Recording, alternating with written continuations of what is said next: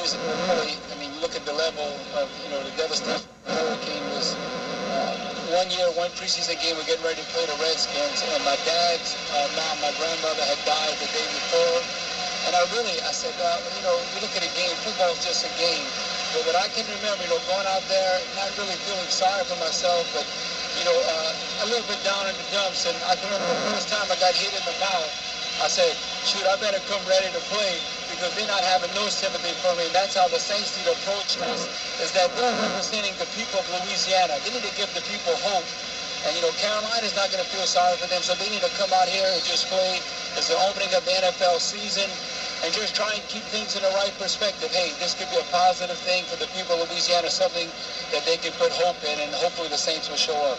Guys, the standing ovation this team just received as they came out onto the field is one that they should probably and will receive this entire football season, no matter where they are. Very unusual, if not very encouraging to see most of these football players on the Saints team. I don't know if y'all were watching it or not, but when they all just came out onto the field just now, there were groups of 10, all arm in arm and hand in hand. Big unity, all coming out all at one time as a group. For those of us who are lucky enough, and there are hundreds of thousands of people, if not millions, that have not been able to even come close to trying to even work. For those of us who have been lucky enough to even have any type of job and do any kind of work, it is a time to at least get your mind off of things and do your job and not be thinking about the devastation around the region. These football players, from my understanding, after talking to many of them in the last 24 hours since we got into Carolina, as well as coaches, while they have worked this week in practice, while they have been playing football, they have been good. They have been sharp. They've been crisp. Their practices have even been wrapping up about 10, 15 minutes early, which means they're rolling in and out of things, which means that they haven't had to start things over a lot and that sort of thing. After that, when they are not working, they're like the rest of us. Their mind is on everything else that's going on. But while they have been executing football this week, it's been okay. We won't know, and you said it, Hokie, until they get into it, we won't know. The feeling is amongst a lot of people, and they're hoping, the coaches, that once they get into this, everyone will do what they've been doing all week, forget about everything else, and get into a football game. And I think all of us are hoping and praying that this just turns into a war of a typical Saint Panther football game, and these two teams get after each other, and we have our regular broadcast of back and forth, and these guys really going crazy down here on the field. You can tell and you can hear from the emotion here in this building that that's what it looks like it's going to be, but we'll know in a little bit. And that standing ovation, while it's focused on the Saints as they come on the field, is really because the Saints are representative of New Orleans and the entire Gulf South region.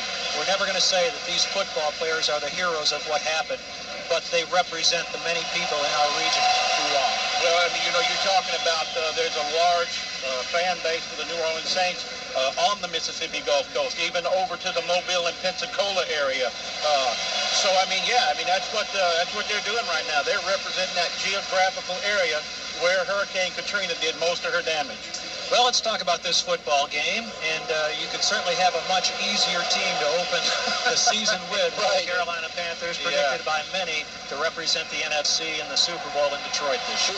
Jim, hopefully the game turns out like it's been in the past 8 games. 6 of the last 8 games have been decided in the last 2 minutes or in overtime by a margin of 6 points or less. So hopefully we see that kind of game with the Saints coming out on top. But the key is still going to be, can the Saints stop the run, and can they run the football? Last year, they were worse in the NFC. Everyone knows that. 30th in the NFL as far as stopping the run. They gave up 140.8 yards a game. In the preseason, they really didn't better that. They gave up 149 yards a game. So that's going to be a key. You still got to be able to have a chance to win. You got to stop the run. Deuce McAllister, 4 of the last 5 games, he's rushed for 100 yards, and that's going to be so important. And on the other end, from the Saints defense, they got to put pressure on Jake Delhomme. In their last meeting, where the Saints came in with a big win, they sacked Jake 5 times. So I think that'll be a big key, is who's controlling the line of scrimmage is going to come out on top at the end. When the Saints had that great success on January 2nd here in the final game against Jake Delhomme, sacking him 6 times, the main reason was because they were down to Nick Goings as their running back. And although he had a remarkable second half of the season, They were missing the likes of Deshaun Foster and Stephen Davis. Deshaun Foster and Stephen Davis are back today, although we don't really know yet in what capacity. Are they the players they were before their injuries? Deshaun Foster had the microfracture knee surgery a couple of years ago, a broken clavicle last year, and of course we all know Stephen Davis had the microfracture surgery on his right knee last season and has had a very limited role in preseason thus far. Well, I think a lot of everything that, we obviously, I've been out of touch with the team, since Hurricane Katrina came through. Didn't get a packet this week, of any news clippings, anything like that. How were these guys performing in training camp for the preseason up to that point? So there is going to be a lot of wait and see today. 4th anniversary of the track. Hokie, just looking at the game, this is a pivotal game as far as in the series. Both teams have each won, 10 times. And so this is a make or break type, game that if the Saints can come out on top, give them momentum. Coach Haslett, he has the second best winning percentage among active coaches behind Andy Reid. So I'm kind of glad in a sense that the Saints are opening the season on the road versus, playing at home. And the resolve of everyone affected by the devastation of Hurricane Katrina. Please rise and welcome Jessica Simpson and Nick Lachey.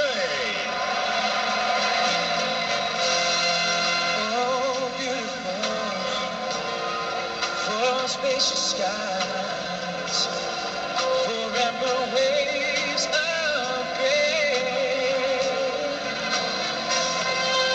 from purple mountain majesties, above the fruited plains, America, oh America. God shed his grace on me, and crowned me with brotherhood, from sea to shining sea. Oh, beautiful, the heroes bring in liberating strife. More than self, our country loved, and mercy more than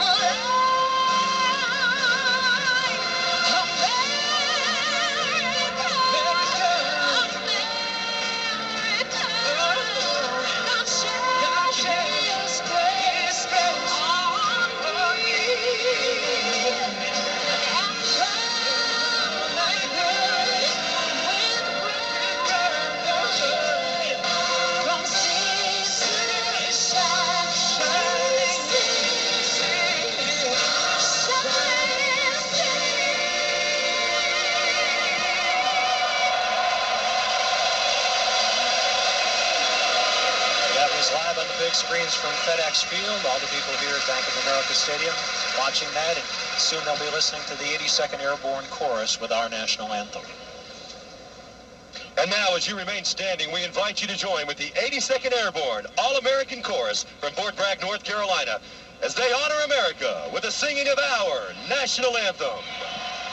Hey, the boys are back in town. Yeah, it's the Bayou Boys with Luno. And T-Mike. To tell all our friends out there about Clayton Homes in Thibodeau, they've been servicing us for over 30 years up and down the bayou. And I heard they done come out with a T-Mike special, a double wide. That double wide, I can understand why, because Cousin Clayton said they also made one for you. What's that? Well, you see, Luno, with them 5 kids you got? Oh, yeah. Oh, well, you see, you need that 5-bedroom special, and they all have special floor plans just for you. Oh, man, T-Mike, I don't know if I want one of them. You know why? Why? Because my mother-in-laws just might move in. Well, Cousin Clayton's got that all figured out, because, Luno, they own their own bank, and they can have easy financing for you, whether you own your own land or you're in a park. Well, sure, that's great. And I also heard that their legendary award-winning service speaks for itself. Clayton Homes wants to be a part of your family. So come see Clayton Homes over there in Thibodeau at 134 Main Street, or call 449-0066. No, What? How can that service department speak for itself? As Energy's customers and employees return to the areas affected by Katrina to assess damage and begin the process of rebuilding, we ask that you make safety your top priority. If you're using a portable generator, do so in accordance with the manufacturer's instructions. Never run a generator indoors. Carbon monoxide from the exhaust can kill. Never connect the generator directly to a building's wiring without a licensed electrician. It can create a lethal safety hazard for the customer or Energy's lineman working to restore power. Le Bijou Salon and Day Spa would like you to join them for 20% off all spa services through October 31st. This includes massage, facials, body treatments, manicures, and pedicures. Give them your fatigued body for an hour, and they'll give you back a fresh mind. Le Bijou Salon and Day Spa will help you escape this stressful time and rejuvenate your mind, body, and soul. Call Le Bijou Salon and Day Spa at 872-9935. 872-9935. Gray helmets, and we see Jake Delhomme warming up down on the field below. Subject of a huge article on the Charlotte Observer, I believe it was the paper this morning I was reading, and talking about what a hero here he is, and all the people you see in the stands wearing his number 17 jersey. And Jake, of course, with ties back to Louisiana from Breaux Bridge, it's been on his mind the last 2 weeks as well. Well, you know, Jake's just one of them kind of guys, if you ever meet him, you fall in love with the guy. Because, I mean, he's just as genuine as anybody can be. And I'm sure that because of what he has done for this franchise in the couple of years that he's been their starting quarterback, and now the people here realize what his family and cousins, aunts, uncles, and all that, possibly what some of them had to go to. I think that just brings him more to the forefront. Hope, he was even bringing up, and I read in a USA Today article about his experience in the Superdome, and Louisiana is still dear to his heart as far as, being part of the first playoff win, being on the team, and all the memories, in the Dome. And that, like a lot of us, just reflecting back in the whole Superdome experience, Jake still has Louisiana close to his heart, even though he's here in Charlotte. And guys, when you want to talk to football players on this team as far as get them a little bit of feel of how things are going, and I'm talking about during regular times, it's people like Wayne Gandy and Fred McAfee that you talk to. The visiting team, they're the ones tails, that point toss. Helmet side is heads. Heads, tails. Who's going to call it? What do you call it? Heads. Heads he calls. Heads he calls. Heads it is. You won the toss. You want the football? Which way do you want to kick? You want to kick this way. Turn yourselves around. New Orleans has won the toss and elected to receive. Good game, man. And let's pause 10 seconds for station identification on the New Orleans Saints radio network. You're listening to New Orleans Saints football. You're listening to Saints football on WLMG. Houma, Thibodaux, New Orleans.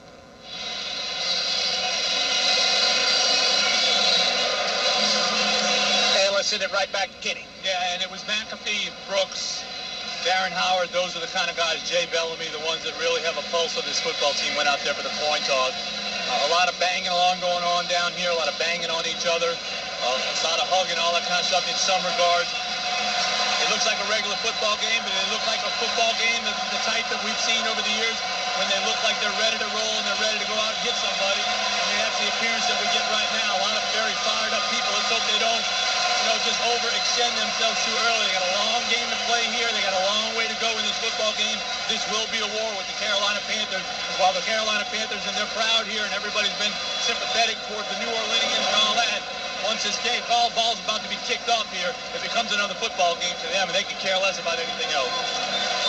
John Casey, the last original Carolina Panther, teeing the ball up at the 30-yard line, and boy, it just seems like yesterday that he was attempting a 60-yard field goal and an opportunity to send that final game of the 2004 season to overtime, blocked by Tony Bryant. The Saints went from that high to just minutes later finding out in their locker room that they had indeed missed the playoffs, and so much has happened since.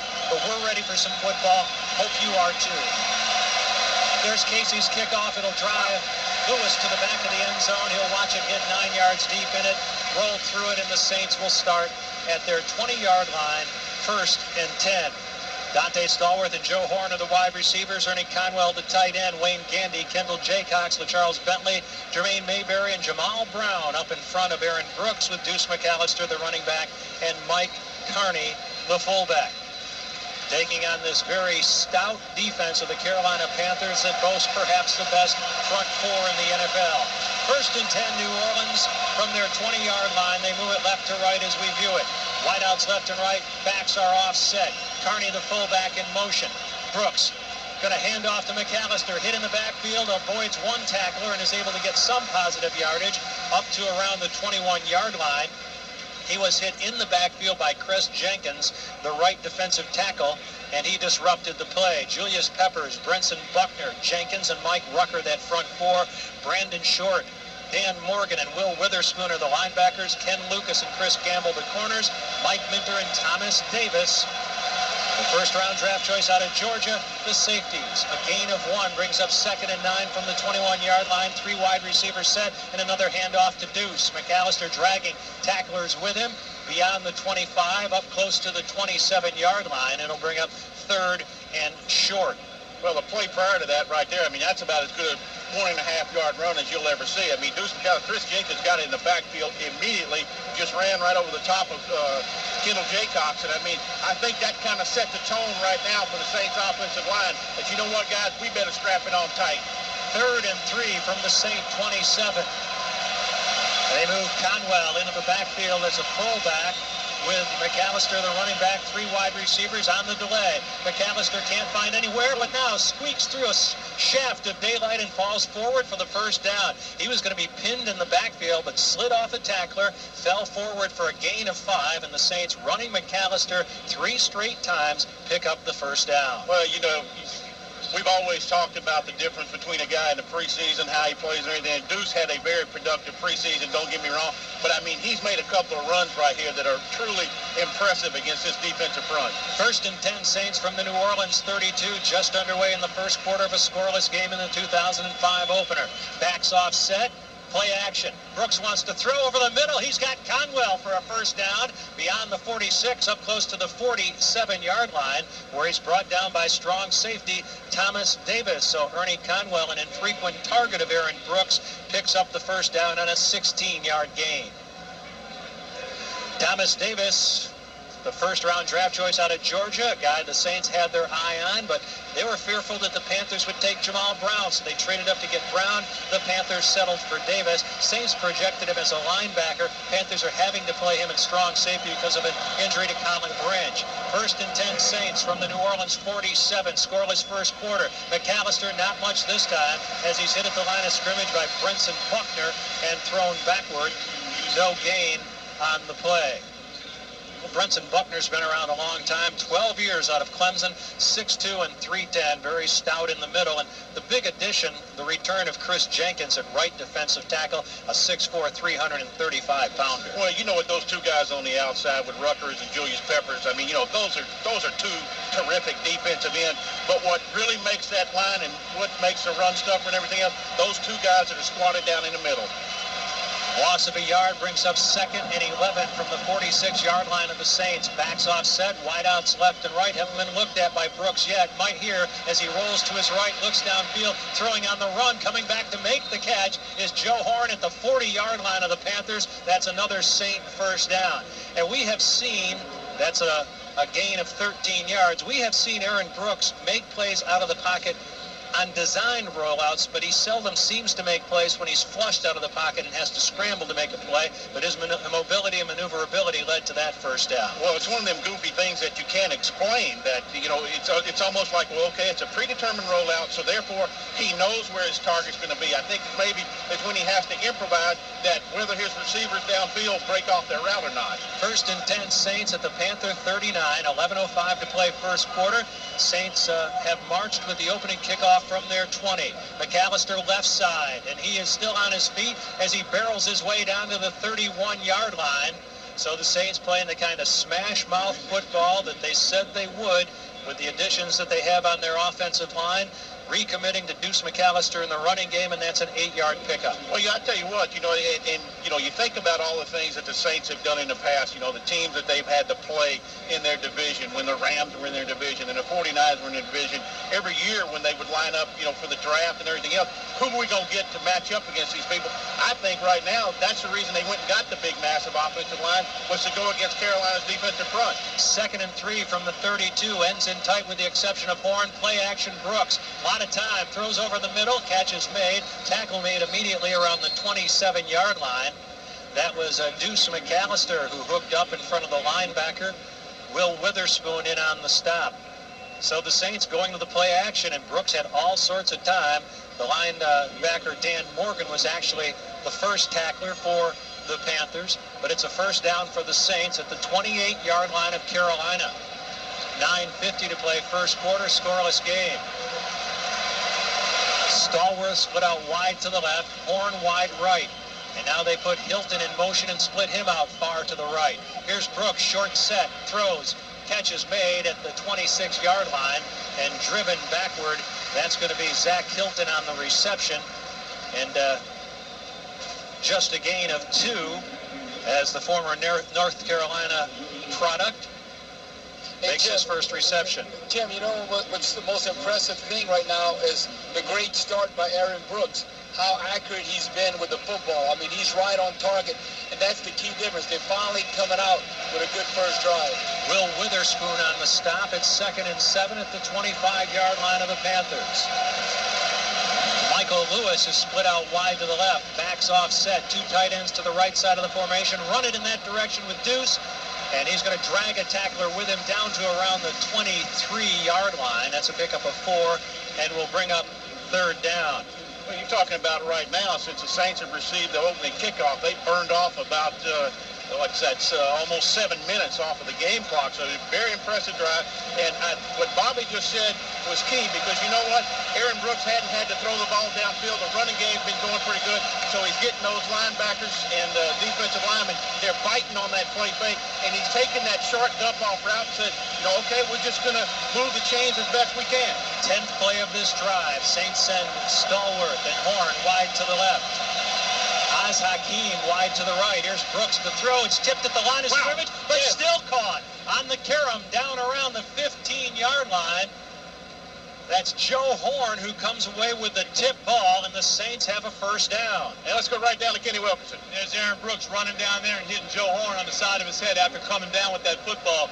Things keep going the way they're going right now. Once you get Deuce moving the ball a little bit down the ground, he is running like a bull. I mean, I can't describe just how many times he's been able to break through things already and stay on his feet, pick up the extra yard. All that does is open up for play action like y'all are talking about. When they look at the pictures on this, Aaron's also going to find he does have a receiver or 2 downfield that he needs to look at rather than the dump-off stuff. 1st and 10 from the 16-yard line, 7:30 to play first quarter. Saints threatening to put points on the board for the first time today. Here's Brooks throwing out in the right flat. Catch is made by Conwell. He's wrestled down inside the 10-yard line. Remember, last year, the Saints never scored 1 point on their opening possession of any of the 16 games they played. Don't jinx them. That's a 6-yard game. Why do you always bring that kind of stuff up? You talk about somebody, he's gone 112 carries without a fumble. Bloop, next play, it's on the ground. I don't know. I think this team has been jinxed enough in the last couple of weeks. I don't know if I can hurt him anymore. Brooks is 6 out of 6 for 51 yards. 2nd and 4 for the Saints with the ball resting at the 10. 2 tight ends. Wideouts either side. Here's McAllister hit in the backfield, but slips the tackle and dives forward to around the 9-yard line. There is a Panther shaken up in the backfield of the Saints where that tackle was almost made. And he looks like a big one. That might I think it's Chris Jenkins. I think it's Chris Jenkins. And I mean, he missed the tackle on Deuce McAllister in the backfield, and now he's just down on the ground rolling around in pain. There's a timeout on the field, so we'll take the break as well. You're listening to the New Orleans Saints Radio Network. It was 4th and goal. You should have seen him juke. I went left. My knee went right. He required knee surgery, and that's why he came to Terrebonne General Medical Center. From diagnosis to surgery and rehab, TGMC offers the highest level of care for hip and knee injuries.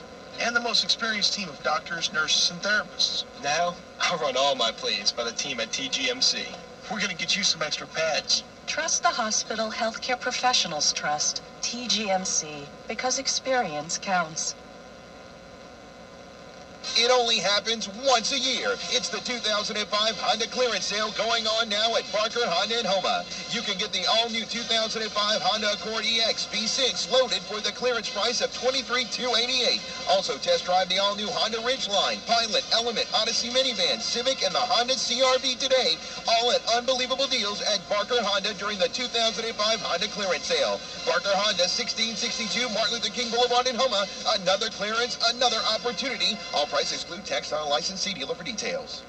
It's football season and every armchair quarterback needs the proper equipment for the games. Get a brand new Lazy Boy at Emil's Furniture and Appliance, 609 St. Mary Street in Thibodaux. Emil's Furniture and Appliance in Thibodaux has one of the largest Lazy Boy galleries anywhere. And right now, Lazy Boys, sofas, love seats, and recliners are sale price. Plus, Emil's offers interest-free financing.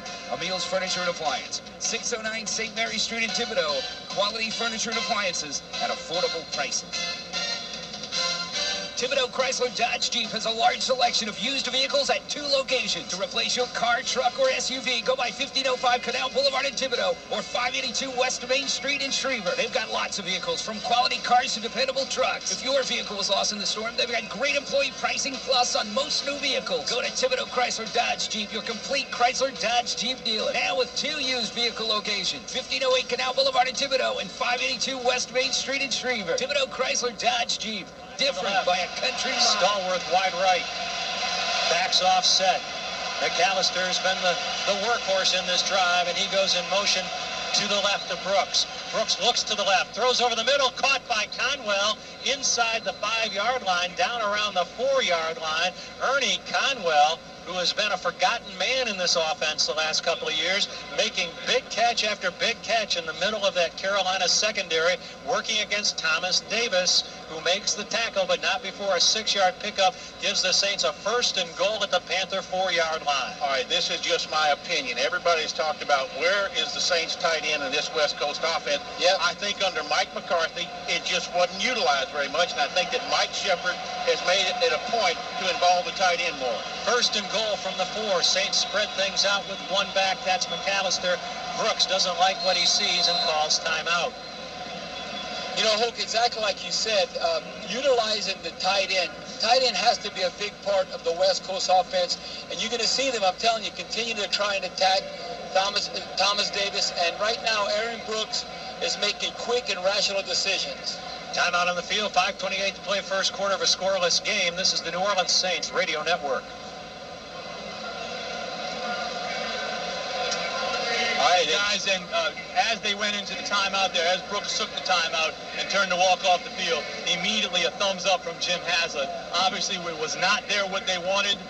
In this short yardage situation like this, you've got to have things almost exactly like you want to be able to run the play that you have called. It wasn't a problem, any kind of indication that they were, miscommunication on the play calling and all that. It wasn't, the defense wasn't what they wanted. He called timeout, he immediately got the thumbs up from Jim Haslett. They've talked things over, obviously waiting to see, and they are still probably not even giving him the play because they're waiting, they're changing personnel once again here, the Panthers defense, so they'll call something here and we'll see what we got. But Kenny, 1st and goal from the 4-yard line, here you have to get a touchdown. You cannot settle for a field goal. That's when the offensive line has to have a mindset where we're going to punch them in the mouth and get an end zone because you have to get a touchdown. Yeah, well, I would think that they were probably looking at something about trying at least pound Deuce in there one time here, but maybe they rolled their defense and rolled their linebackers up into an area where they knew that they were going to be able to converge on that hole that they were planning on attacking. So that's why he called the time and got the thumbs up from the coach. We'll see what they come up with there. I would love to see them run some type of delay here. I would think that would give them some time to do something, or maybe just kind of set up, get in the shotgun and run the draw. Well, what they're going to do is, I think, maybe get Aaron out the pocket, some kind of run-pass type option. There you go. Checking things, we find the Saints have controlled the football for the first 9 minutes and 32 seconds of this first quarter that has 5:28 remaining. The Saints have driven from their 20 after the touchback that opened this game all the way down to the 4-yard line of the Panthers, where it is 1st and goal. Backs are split. Brooks up under center. Long count. Handoff McAllister. Right side. McAllister surges to the goal line and in. What an opening drive to begin this season for the Saints. 80 yards, much of it on the ground. Aaron Brooks as sharp as can be when he did have to go through the air, and finding Ernie Conwell for play after play to keep the sticks moving. And the Saints, just as the identity that they wish to establish, showing in this opening drive that they can play smash mouth football against one of the best defenses in the NFL. All right, so you broke the jinx about what you said about not scoring a single point on their opening drive from last year. But I'm going to tell you what, you could not have scripted any better than what they just did. I mean, you just took a huge chunk of the clock off of the first quarter.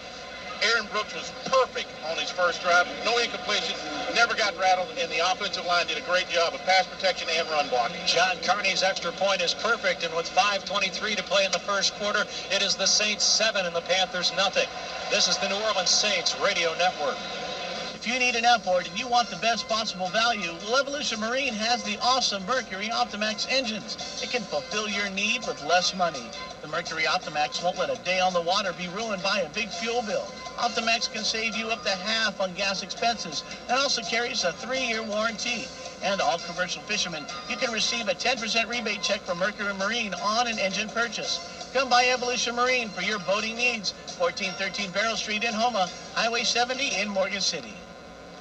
Love traction? The Honda 4-Track Rancher 4x4 all-terrain vehicle is ready to take you down the trail, whether the trail is rocky, muddy, or slippery. Plus, you've got the power of a 350 class Honda 4-stroke engine generating the kind of low-down, obstacle-overcoming torque you'll need to get through. The 2006 4-Track Rancher 4x4. See it now at Cycle World, 5509 West Park Avenue in Houma. Honda, best on earth. Remember, Honda recommends this ATV only for riders 16 years and older and recommends that all ATV riders take a training course. Downhouse and Cure-All Marine Contractors has been providing employment opportunities for nearly 60 years. Right now, Downhouse and Cure-All is hiring production operators, welders, fitters, crane operators, roustabouts, and 200-ton press brake operators for local and offshore positions. Downhouse and Cure-All is offering a full complement of benefits, vacation bonuses, and long-term contracts. Call 985-693-3313 or visit their website, www.danhouse.com, for more information. Opposite of the blitz and just really was very productive. The Saints go 80 yards with the opening kickoff in 12 plays, taking 9:37 off the clock. Seven of those plays being runs, 5 passes, culminating in a 4-yard run by Deuce McAllister as he just barged right ahead between the center and the right guard and took the pile with him, and the Saints with a big push and a 7-0 lead. I don't know whether you noticed this or not, Jim, but the Saints had the ball so long, Jake Delhomme had to re-warm up on the sidelines. I mean, that's the truth. I was watching him down. He must have thrown 30 balls because, I mean, you come out here and do your pregame warm-up and then you spend 10 minutes on the bench. Here's Carney's kickoff into a pretty stiff breeze. Rod Smart will field it at the 7. He's to the 10, to the 15, and he's going to be collared at the 17-yard line and driven backward. Well, the last time we saw the Saints play, when you and I were doing a game, they were a little bit shaky on their special teams. That's the old Saints special teams that we remember. That's just a 9-yard return by Rod Smart, who took one 100 yards against the Saints back on October 5th of 2003. Timeout on the field, 5:17 to play first quarter, Saints 7 and Panthers nothing. This is the New Orleans Saints Radio Network.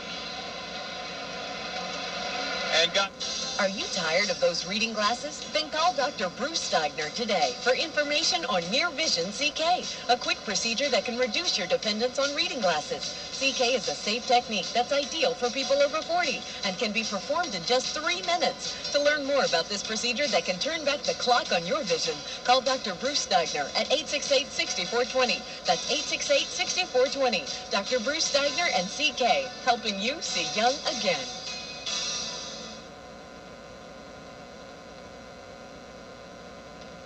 Downhouse and Cure-All Marine Contractors has been providing employment opportunities for nearly 60 years.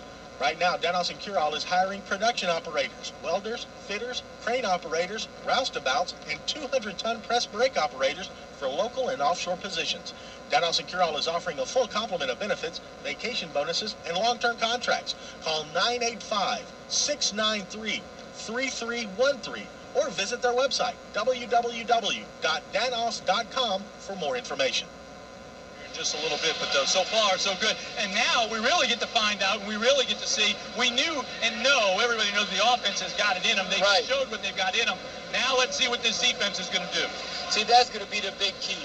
Nothing better could be scripted right now than the Saints cause Carolina to go 3 and out. I mean, that would be a storybook start, and hopefully that will happen. But they're going to have to put pressure on DeLome, and they cannot give up big runs.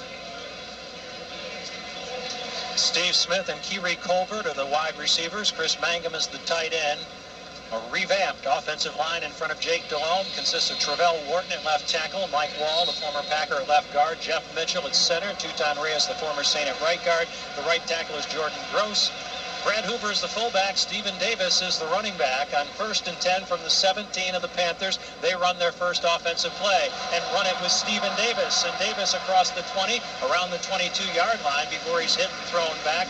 Courtney Watson in on the stop, along with Colby Bachwald. That's a gain of 5 for the Saints. Up front, they have Charles Grant, Willie Whitehead, Brian Young, and Darren Howard. The linebackers are Cedric Hodge, Courtney Watson, and Colby Bachwald. The corners, Mike McKenzie and Fakir Brown. Dwight Smith is the free safety. Jay Bellamy, the strong safety. Officially a gain of 6. It's 2nd and 4 from the Panther 23. 3 in the backfield. They'll hand it off straight ahead around the 24-yard line. That's Nick Goings who gets the call. Kind of an odd backfield there in which they had 3 people in it along with Jake Delhomme, and that's just a 1-yard gain. I'm going to tell you what, I was glad that you remembered to name off the Saints starting defense and the Carolina starting offense, because last year we were so accustomed to, okay, Saints offense is, let's go to their defense now, because it was that quick before they were out of there. 3rd and 2 from the Panther 25. Backs offset. Brad Hoover is the fullback. I think that's Rod Smart who is checked in as the running back. No, this is Davis sweeping right on the pitch. Turns it upfield, has the first down before he's forced to the boundary and pushed out of bounds by Mike McKenzie, the left corner. But Stephen Davis, who is 31 years old and last year only was able to rush for 92 yards before suffering an injury that required microfracture surgery. Only carried 5 times for 17 yards, limited to 1 preseason game, their last against the Steelers, showing that he has rebounded in pretty much top form. 1st and 10 for the Panthers at the Carolina 32. 3:41 to play first quarter. Saints leading 7-0. Handoff once more. And pushing the pile beyond the 35, up close to the 36-yard line. That is Deshaun Foster, the 4th-year man out of UCLA, who's hampered by injury much of his career. Well, a couple of things about Stephen Davis. The couple of runs that he's had so far, I think that, okay, look, everything's fine with him. But here's a little trivia question for you. The year that he came out of Auburn, the Saints had an opportunity to draft him, but who did they take instead? 10 years ago? Ricky Whittle. Wow. Ricky Whittle. 2nd and 4 from the 30. They must have been one of your scouting recommendations. Here's Delhomme going to throw it deep down the far sideline, and the catch is made by Steve Smith inside the Saint 40-yard line. A rainbow put up there for Smith, and the single coverage by Mike McKenzie. Smith comes away with the football. Well, Bobby, I mean, you played the position all your life. I mean, what do you do, Mike McKenzie? I mean, that ball is dropped inside of a coffee cup. That was a great throw, dropping it in the well. McKenzie had pretty good coverage, but you couldn't have thrown that ball any better, and Jake Delhomme with his first pass is very accurate. Steve Smith, who broke his fibula in the season opener a year ago, showing he has recovered as well. He was their leading receiver in preseason. 1st and 10 Panthers at the Saint 38. Saints lead 7-0. Here's a pitch out, running to the near sideline. This is going to be Davis, and he is forced to the boundary and pushed out of bounds by Dwight Smith. No gain on the play. That was a great tackle by Dwight Smith in the open field right now. 2 of the big Panther runs so far have been, the Saints have not contained, the Panthers running backs. They can't let them get on the corner, and Smith did a great job right then, forcing them out of bounds. Stephen Davis, 10 years out of Auburn, 31 years old. He remains the lone setback as the Panthers look at 2nd and 9 from the Saint 37. Saints up 7-0. Colbert in motion, right to left. Delhomme drops, has time. Now the pocket breaks down. He takes off with a football, running to the sideline, and he's going to scamper out of bounds as a flag has been thrown. Looked like the Saints might have been clipped from behind. Maybe Bockwald hit from behind by Smith as he came up trying to make a tackle. That flag was thrown right on the sideline where Delhomme scampered to the safety of it in front of the Panther bench. Really foolish penalty right there by Stephen Smith because, I mean, Jake Delhomme is going out of bounds. I mean, Colby Buckwalt knows that, and all he's going to do is just kind of hem him in on the boundary. So for Stephen Smith... Illegal block in the back. Number 89, offense. 10-yard penalty remains. Second down. But that's the point. Just a foolish penalty on their part. Let's go right down to Kenny Wilkerson.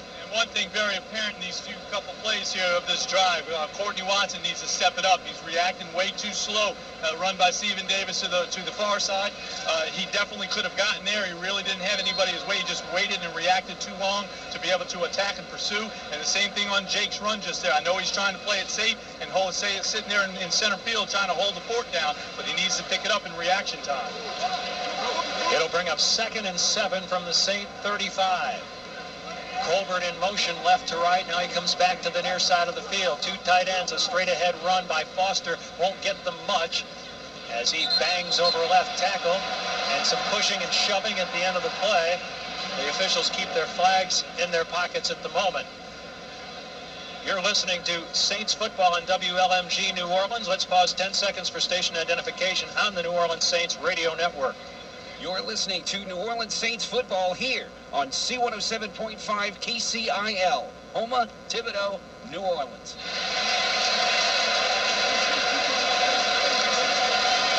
Third and 5 from the Saint 33 for Jake Delhomme, this Carolina Panther offense in the final minute of the first quarter. Saints leading 7-0. Delhomme retreats as the Saints come with the blitz, has time, throws over the middle, catch is made. Saints can't rip the ball away from Smith, turns it upfield inside the 10, 5, cakewalking to the end zone, touchdown. Mike McKenzie went for the football instead of the man and paid the price with 7 points being hung up by the Panthers on a 33-yard strike. Stephen Smith, who broke his fibula back in the 2004 season opener, contributes the touchdown. Here you got 2 teams right now that are showing offensively what they are. I mean, Carolina didn't do anything fancy right there. I mean, all right, we know what we are. We're a running football team, and we're going to do play action pass.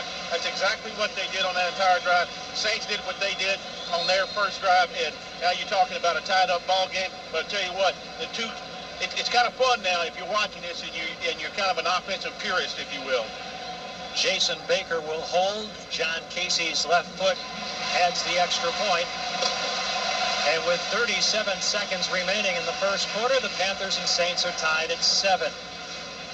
You're listening to Saints football on WLMG New Orleans. This is the Saints radio network. It was 4th and goal. You should have seen him juke. I went left, my knee went right. He required knee surgery, and that's why he came to Terrebonne General Medical Center.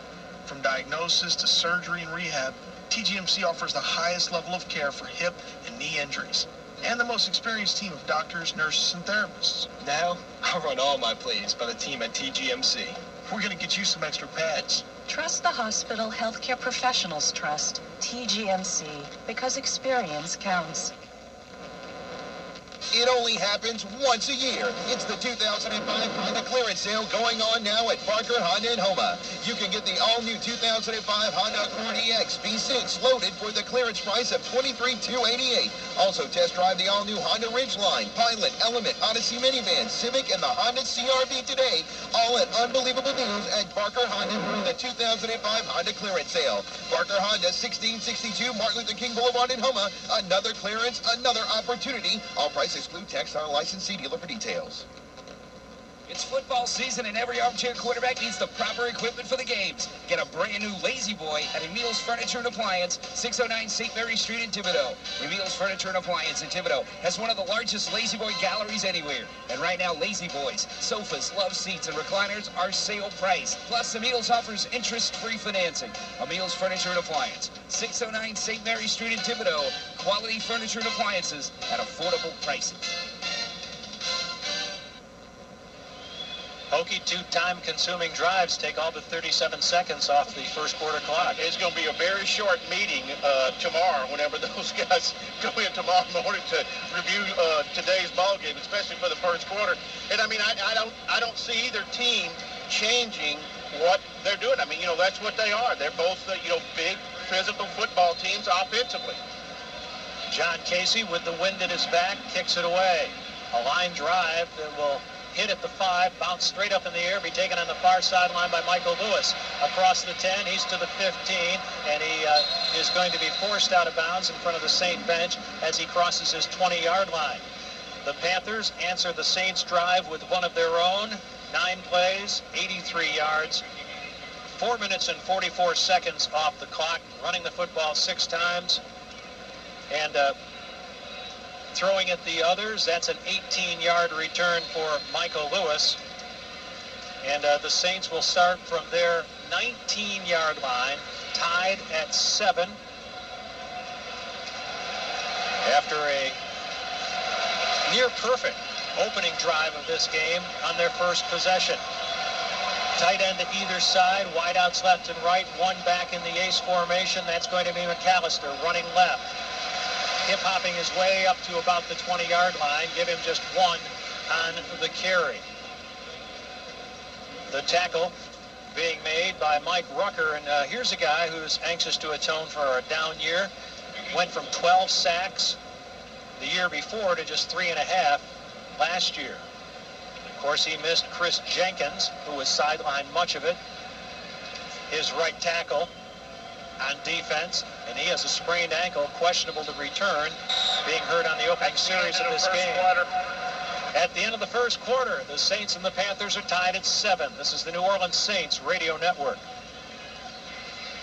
Thibodeau Chrysler Dodge Jeep has a large selection of used vehicles at 2 locations. To replace your car, truck, or SUV, go by 1505 Canal Boulevard in Thibodeau or 582 West Main Street in Schriever. They've got lots of vehicles, from quality cars to dependable trucks. If your vehicle was lost in the storm, they've got great employee pricing plus on most new vehicles. Go to Thibodeau Chrysler Dodge Jeep, your complete Chrysler Dodge Jeep dealer. Now with 2 used vehicle locations, 1508 Canal Boulevard in Thibodeau and 582 West Main Street in Schriever. Thibodeau Chrysler Dodge Jeep. Different by a country mile.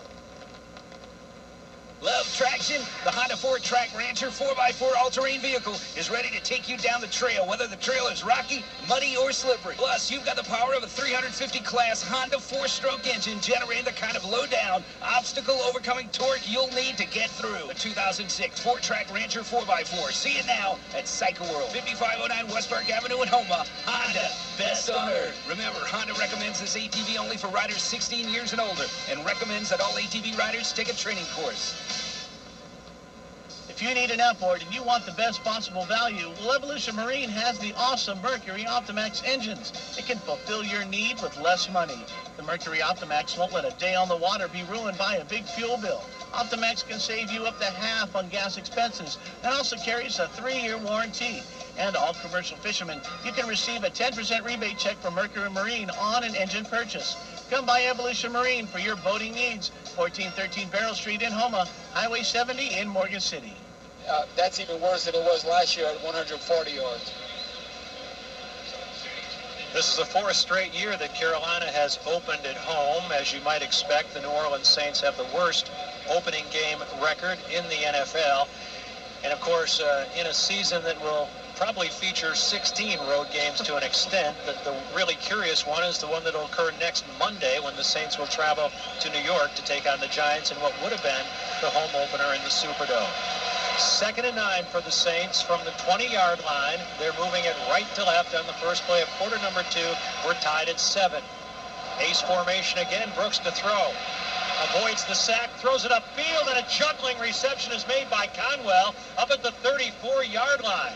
He had the linebacker Will Witherspoon draped all over him, but that's going to be a pickup of 6. I'm going to tell you what, that ball was thrown a little bit behind Ernie Conwell, but I tell you what, how Aaron Brooks dodged the blitzing linebacker is beyond me. He just made a little sidestep to his left, and linebacker went right past him. So I tell you what, that was the most inaccurate throw that Aaron's had today, but it still ended up being a completion and a nifty bit of footwork work that he just did. Rather a completion of 14 yards for the first down at the 35-yard line of the Saints. 14:21 to play, second quarter, 7-7 game. Play action. Brooks hit as he throws, and the ball is incomplete. He was hit by Julius Peppers as he delivered the football, and it went about 5 yards downfield to the line of scrimmage. And that's going to be his first incompletion of this day. And he actually beat Ernie Comwell, it looks like, on that pass rush. I guess they're trying to give Jamal Brown help. Looks like he got around the corner on Comwell. You know, Bobby, it almost looked like maybe Mike Carney should have been chipping on him because they left the tight end one on, and I think that that's very much a mismatch if you put your tight end on Julius Peppers. 2nd and 10 for the Saints from the New Orleans 35. Backs offset, wideouts left and right. Running right as McAllister had strung out. He's able to turn the corner to a degree and fall forward for a yard or two up to the 35-yard line. It'll bring up 3rd and long. And let's take it right down to Kenny Wilkerson. And that would have been the first time they would have been going with the wind, trying to get the ball downfield. He had Dante. He was going at Dante, saw him all the way. Dante had a little bit of room. Whether they could have made the completion, I don't know. But they're obviously taking a little chance with the wind to get it downfield. That run right there, just picking up a yard. They got to kind of remember, keep the ball on the ground. You just become dimensional. You don't get that ground game going, everybody will attack Aaron Brooks and give him trouble, and he won't be able to make those throws that he's already made. Panther fans coming to their feet in anticipation of this 3rd and 9 from the St. 36 that puts Brooks in the shotgun, and there's going to be movement up front and 3 flags being thrown. Apparently movement by the Saints offensive Ball line. start. Number 70, offense, 5-yard penalty, remains 3rd down. You know, you can't really blame him all that much right now because, I mean, let's face it, by this time, Victor Riley would have had 2 of those false starts.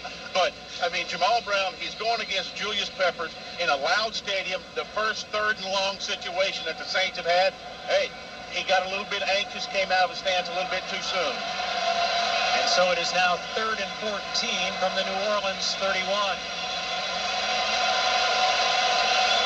Hakeem and Horn to the near side of the field. Stallworth to the far. Brooks in the shotgun. Panthers rush just 3. Brooks can't find anybody. Now delivers over the middle. Catch is made by Horn, but a very short gain just back to the original line of scrimmage. That's a 4-yard pickup, and the Saints will punt it away with Mitch Berger coming on.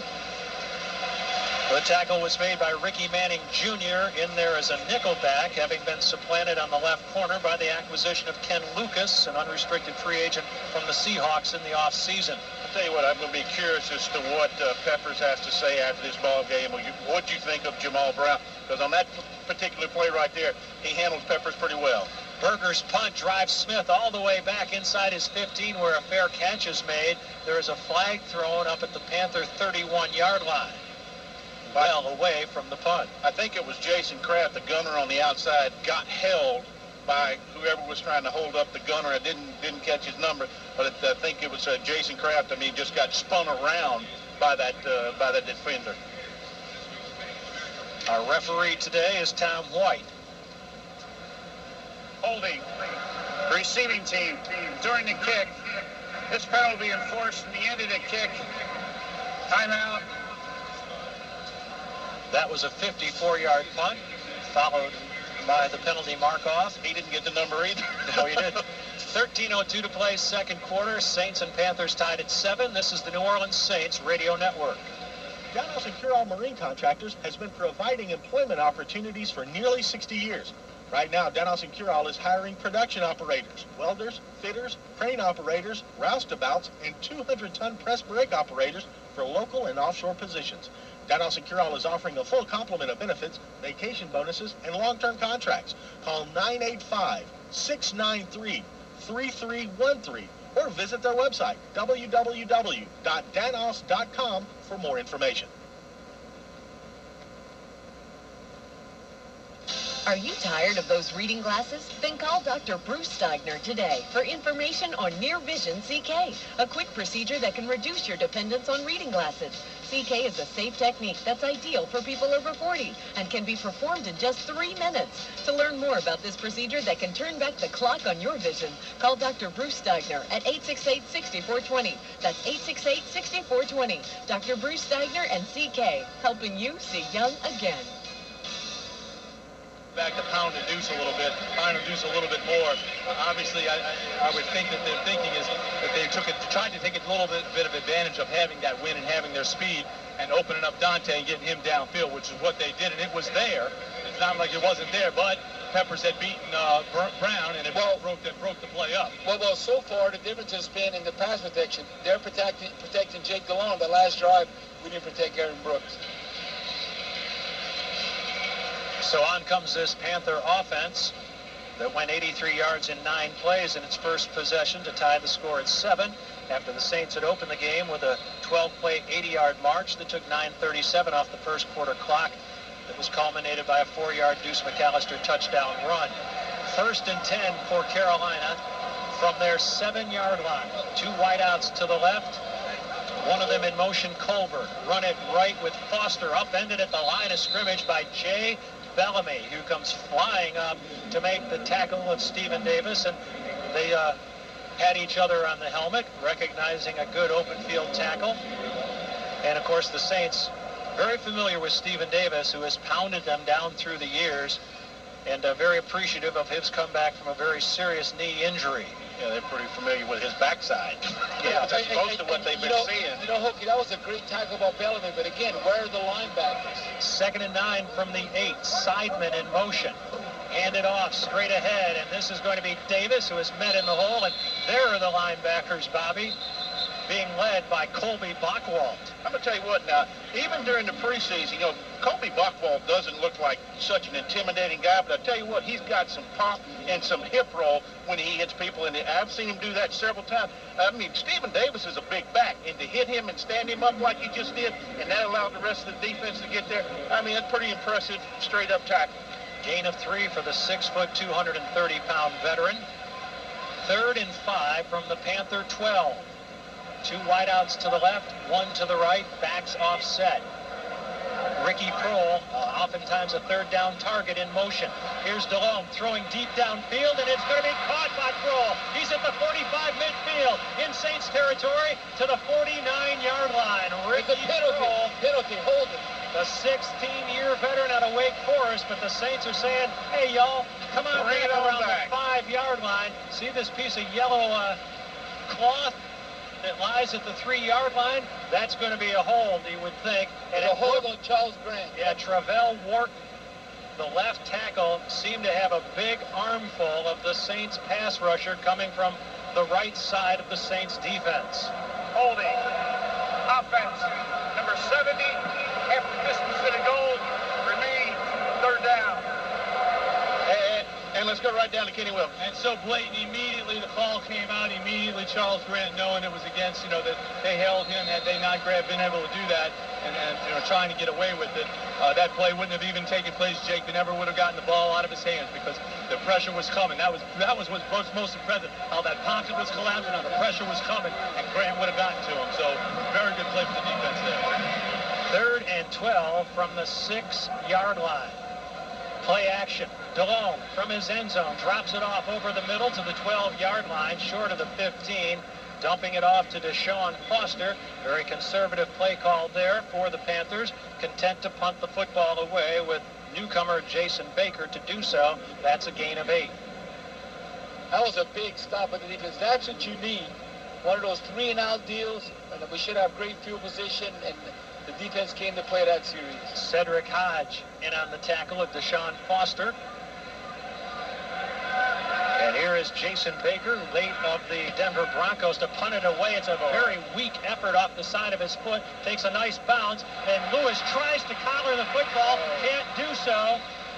And the Saints really got a break there. It was rolling along the sideline, and before anybody could control it, it rolled out of bounds. So the Saints very nearly squandered a great opportunity, just a 31-yard punt, but it took a hop, was rolling along the sideline in front of the Panther bench. Lewis tried to field it, could not do so, but was able to push the ball out of bounds before either team controlled it. There was no possession of the ball before it went out of bounds, therefore it's just a punt out of bounds. Belongs to the receiving team. Timeout. And so the Saints will have it at the Panther 45-yard line. 10:24 to play, quarter number 2. Saints 7 and the Panthers 7. This is the New Orleans Saints Radio Network. on the input from these defensive linemen on what they're experiencing in the trenches there. Obviously, they're finding some things in there where they want to be allowed here to attack and shoot those gaps a little bit more. I would think that based on what I'm seeing here in the talks that are going on down here between the defensive linemen and John Peed, that the pressure will continue. And Jake has felt it before in the final game of the season last year. But once that game got rolling, the pressure from these guys really got after him and made the day very long. Yeah, that's the kind of performance that the Saints need from their defense. The last game, they sacked Jake 5 times, and that was really the difference in the game, the Deuce running of over 100 yards. But if it's an obvious passing situation, they have to put pressure on Jake. They got to get in there and get to him, because you can't so much pass rush on first and second down, because the Panthers will run the football. Then you will get out your lanes. But an obvious passing situation like it was on third down or a 3rd and 6 kind of opportunity, you got to put pressure on the quarterback. And if you can get that pressure, you can get that pocket to be pushing and bull rushing, and with 4 guys, then that opens you up to be able to shoot the gap with somebody like a Bellamy or whoever your other safety is in there, or shoot somebody in there with a corner. But an impressive series there for the defense. Deuce McAllister, 10 carries for 31 yards and the 4-yard touchdown for the Saints' only score. Aaron Brooks, 9 out of 10 for 75 yards.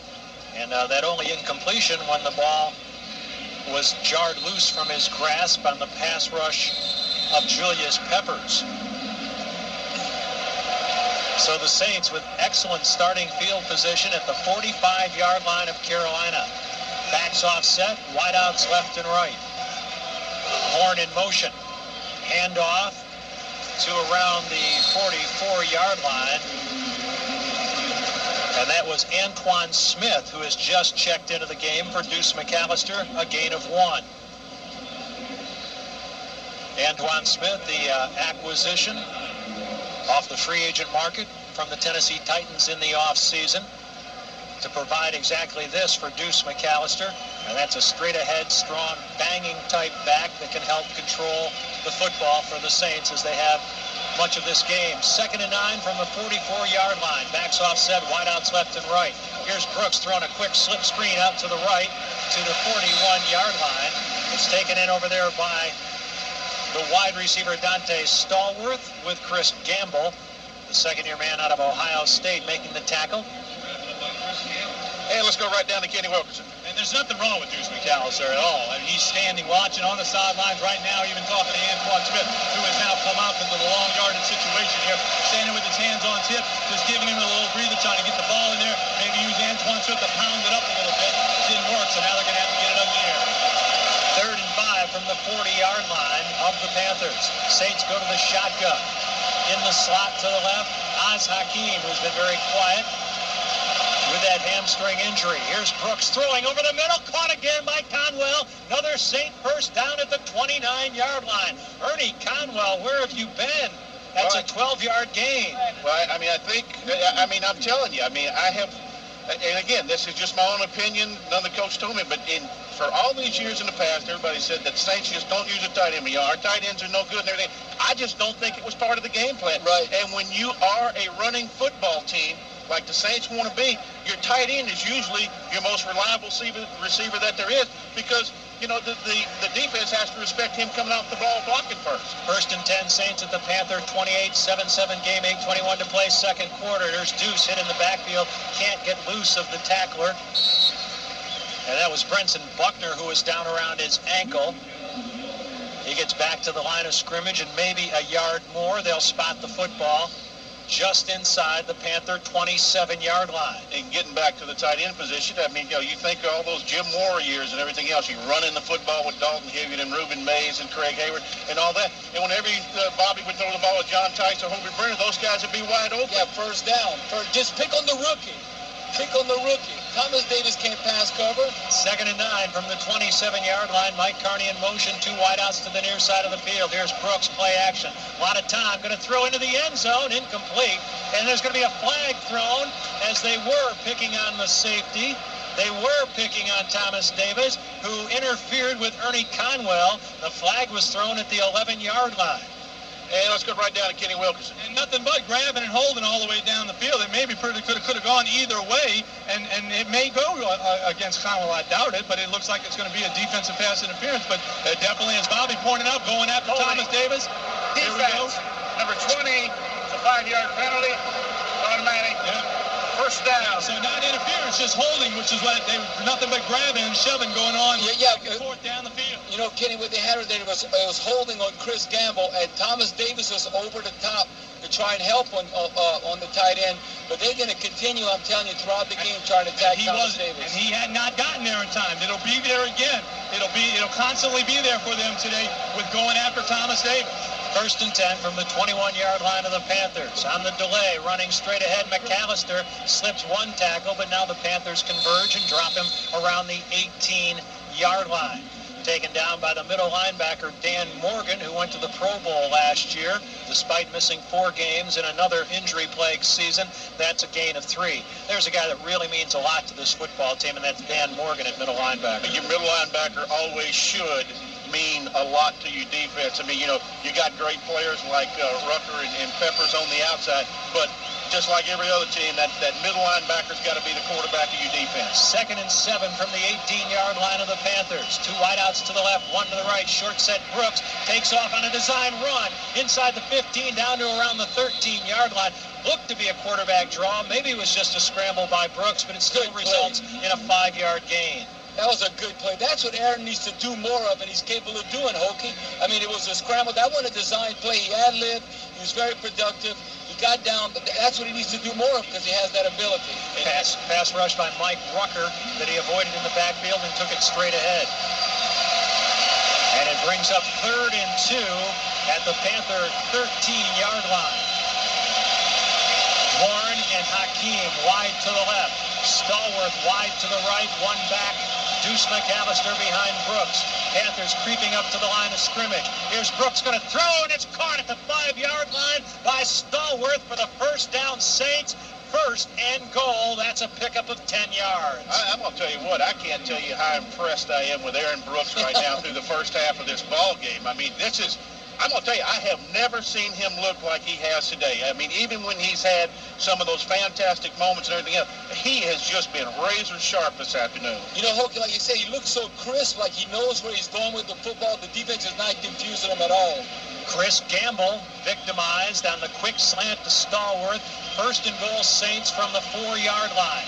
5:32 to play in the second quarter. It's a 7-7 game. This is the 9th play of this drive. Horn in motion. Handed off McAllister left side down to around the 2-yard line. We'll see as they unstack them.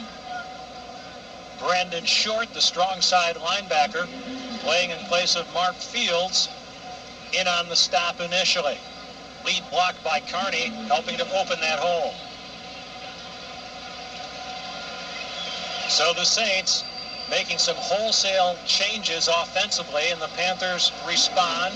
It looks like we're going to smash mouth football right here, Jim, like big on big. 2nd and goal from the 2-yard line. Everybody in tight. The Saints with 3 tight ends, 2 to the near side of the formation. Backs in an eye. Here's McAllister, and he's going to be in there. No signal yet. There it is. There it comes. I'll tell you what happened right then. It was just a big mass of bodies down there, and they didn't see, Deuce, he was down there doing the old Tiny Woods Rooter routine where he's getting up underneath everybody, and the officials just couldn't see where he was. But we had a clear view of it, and McAllister gets over for his 2nd touchdown of this game. And the Saints retake the lead. Aaron Brooks, nearly flawless. Ernie Conwell, big catches throughout this first half. Deuce McAllister running hard between the tackles. John Carney with the extra point. And with 4:37 to play in the second quarter, it's the Saints 14 and the Panthers 7. This is the New Orleans Saints Radio Network. It was 4th and goal. You should have seen him juke. I went left, my knee went right. He required knee surgery, and that's why he came to Terrebonne General Medical Center. From diagnosis to surgery and rehab, TGMC offers the highest level of care for hip and knee injuries, and the most experienced team of doctors, nurses, and therapists. Now, I run all my plays by the team at TGMC. We're going to get you some extra pads. Trust the Hospital Healthcare Professionals Trust, TGMC, because experience counts. It only happens once a year. It's the 2005 Honda clearance sale going on now at Parker Honda in Houma. You can get the all-new 2005 Honda Accord EX V6 loaded for the clearance price of $23,288. Also test drive the all-new Honda Ridgeline, Pilot, Element, Odyssey minivan, Civic, and the Honda CR-V today, all at unbelievable deals at Parker Honda during the 2005 Honda clearance sale. Parker Honda, 1662 Martin Luther King Boulevard in Houma. Another clearance, another opportunity. All price exclude tax on a licensee dealer for details. It's football season and every armchair quarterback needs the proper equipment for the games. Get a brand new Lazy Boy at Emil's Furniture and Appliance, 609 St. Mary Street in Thibodaux. Emil's Furniture and Appliance in Thibodaux has one of the largest Lazy Boy galleries anywhere. And right now, Lazy Boys, sofas, love seats, and recliners are sale priced. Plus, Emil's offers interest-free financing. Emil's Furniture and Appliance, 609 St. Mary Street in Thibodaux. Quality furniture and appliances at affordable prices. Saints go 45 yards in 9 plays in 5 minutes and 22 seconds. Deuce McAllister, a 2-yard touchdown plunge, his second of this game, giving the Saints a 14-7 lead. Ernie Conwell, 5 catches for 54 yards. That would be about half a season a year ago when he was seldom looked at. And when he was looked at, he had a lot of drops. Boy, today he's made some excellent catches. Let's pause 10 seconds for station identification on the New Orleans Saints Radio Network. You're listening to New Orleans Saints football here on C107.5 KCIL, Houma, Thibodaux, New Orleans. Rod Smart standing back at the goal line, awaiting the kickoff by John Carney, who will have the wind at his back. Carney drives it downfield, and Smart will field it 5 yards deep in the end zone and choose not to come out with it. Panthers will start at their 20. I guess that showed the difference in the wind when you change directions right there, Hokie, versus 10 or 15 yards on the kick. 4:37 to play before halftime. Saints 14 and the Panthers 7. This is the New Orleans Saints Radio Network. If you need an outboard and you want the best possible value, well, Evolution Marine has the awesome Mercury Optimax engines. It can fulfill your need with less money. The Mercury Optimax won't let a day on the water be ruined by a big fuel bill. Optimax can save you up to half on gas expenses and also carries a 3-year warranty. And all commercial fishermen, you can receive a 10% rebate check from Mercury Marine on an engine purchase. Come by Evolution Marine for your boating needs. 1413 Barrel Street in Houma, Highway 70 in Morgan City. Love traction? The Honda 4-Track Rancher 4x4 all-terrain vehicle is ready to take you down the trail, whether the trail is rocky, muddy, or slippery. Plus, you've got the power of a 350-class Honda 4-stroke engine generating the kind of low-down, obstacle-overcoming torque you'll need to get through. The 2006 4-Track Rancher 4x4. See it now at Cycle World, 5509 West Park Avenue in Houma. Honda, best on earth. Remember, Honda recommends this ATV only for riders 16 years and older and recommends that all ATV riders take a training course. Thibodaux Chrysler Dodge Jeep has a large selection of used vehicles at 2 locations. To replace your car, truck, or SUV, go by 1505 Canal Boulevard in Thibodaux or 582 West Main Street in Schriever. They've got lots of vehicles, from quality cars to dependable trucks. If your vehicle was lost in the storm, they've got great employee pricing plus on most new vehicles. Go to Thibodaux Chrysler Dodge Jeep, your complete Chrysler Dodge Jeep dealer. Now with 2 used vehicle locations, 1508 Canal Boulevard in Thibodaux and 582 West Main Street in Schriever. Thibodaux Chrysler Dodge Jeep. Different by a country mile. And then before you know it, the game's almost over. So who knows, if it keeps on going like it's going, it might be a world record time. The Panthers will start from their 20-yard line. 4:37 to play before halftime. Saints up 14-7. Time-consuming drives that are primarily ground-oriented, making this, as Bobby and Hokie said, a very speedy first half to date. You know, the Panthers lost 16 touchdowns in losing Muhsin Muhammad in free agency in the offseason, a guy they couldn't afford to re-sign, but now Stephen Smith has obviously taken over as Jake Delhomme's favorite target. Well, I mean, you gotta go what's next. You know, but Muhsin Muhammad was the guy that, you know, other than their running game, he was really one big factor, one big guy that you feared on the Panthers offense. 1st and 10 from the Panther 20. Handoff Davis. Davis left side. Not a lot there. The Saints with Jason Kraft and Brian Young leading the way, along with Charles Grant and Jonathan Sullivan. making the tackle, limiting Davis to a 1-yard gain. Well, he apparently played well enough in those last couple of preseason games and everything else where, heck, everybody figured Howard Green was a shoo-in to, be the starting nose tackle, and the Saints ended up letting him go, and now Jonathan Sullivan, I guess, is the guy's penciled in as a starter. 2nd and 9 from the 21. Didn't get the start today. That went to Willie Whitehead. Davis in motion out of the backfield, empty backfield for Delhomme, who's going to drop, throw it over the middle. Catch is made, but wrestled down as he crosses the 25-yard line is Kerry Colbert by Jason Kraft. That's a 5-yard gain. I don't know if you saw what happened right there, but when Carolina put Stephen Davis in motion, he went out to say, you know who covered him out there? Will Smith. Yeah, defensive end. They might come back to that play in Hulk because that's a pretty good mismatch. But I'm gonna tell you what, Will Smith can run pretty good. But I was kind of shocked to see that. 3rd and 5 from the Panther 25. Deshaun Foster now, the lone setback who goes in motion again, an empty backfield for Delhomme. Saints will rush 4, pocket breaking down. Delhomme throws over the middle. The catch is made for the first down up at the 47-yard line by the tight end Chris Mangum, the 8th-year man out of Ole Miss, seldom looked at as a receiver in this offense. Well, Jim, you've heard me say it many times, and because I like Jake Delhomme and consider him to be a friend and everything else, but I'm going to tell you what, that was, he stood in the pocket till the very last second. He took the hit. Charles Grant was just bull rushing the offensive tackle and was just, everybody was bearing down on him. He stood in there till the last second till he got that piece of daylight that he needed, delivered the ball. It was just a good throw by Jake Delhomme. Dwight Smith on the tackle. 1st and 10 for the Panthers at the Carolina 37. 2:38 to play before halftime. Play action. Delhomme avoids the sack and completes it on the far sideline to Smith up at the 45-yard line. Man, oh man, Delhomme looked like he was going to have the ball taken from his grasp, but there is also a flag down back at the 29-yard line. Got roughing the passer. Now, it shouldn't be that. I think it was Darren Howard might have been held. We'll see. Personal foul. Roughing the passer. Number 52. Leaves the team down on quarterback's head. 15 yards. First down, Cedric Hodge. Cedric Hodge roughing the passer? I didn't see what happened when the ball didn't come out of his hand. I thought it was going to fumble the ball right there, and then I followed the play, so I don't know what Cedric Hodge did. Yeah, Hokie, that was amazing. He even held on to the ball. Because usually when the end comes in there, ball slapping, you never hold on to that ball. And I think it was a late hit as soon as he released it.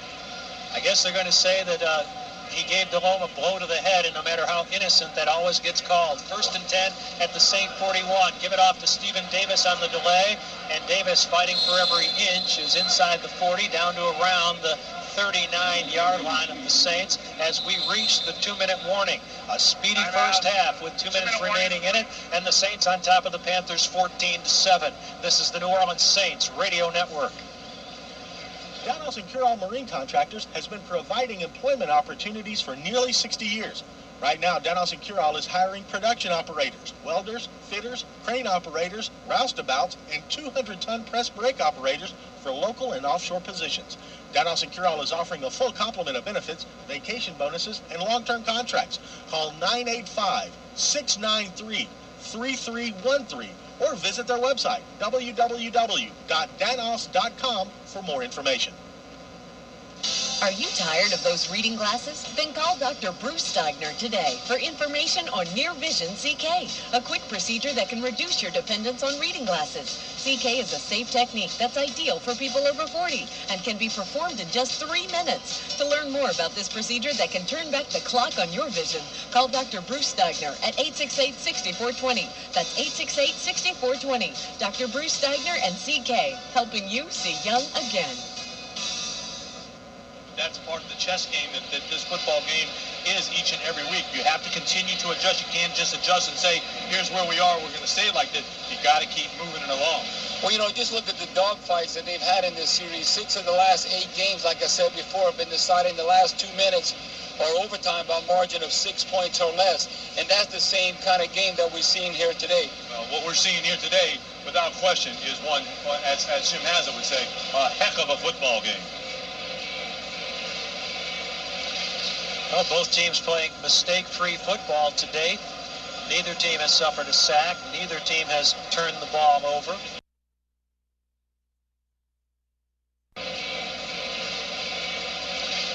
Well, both teams playing mistake-free football to date.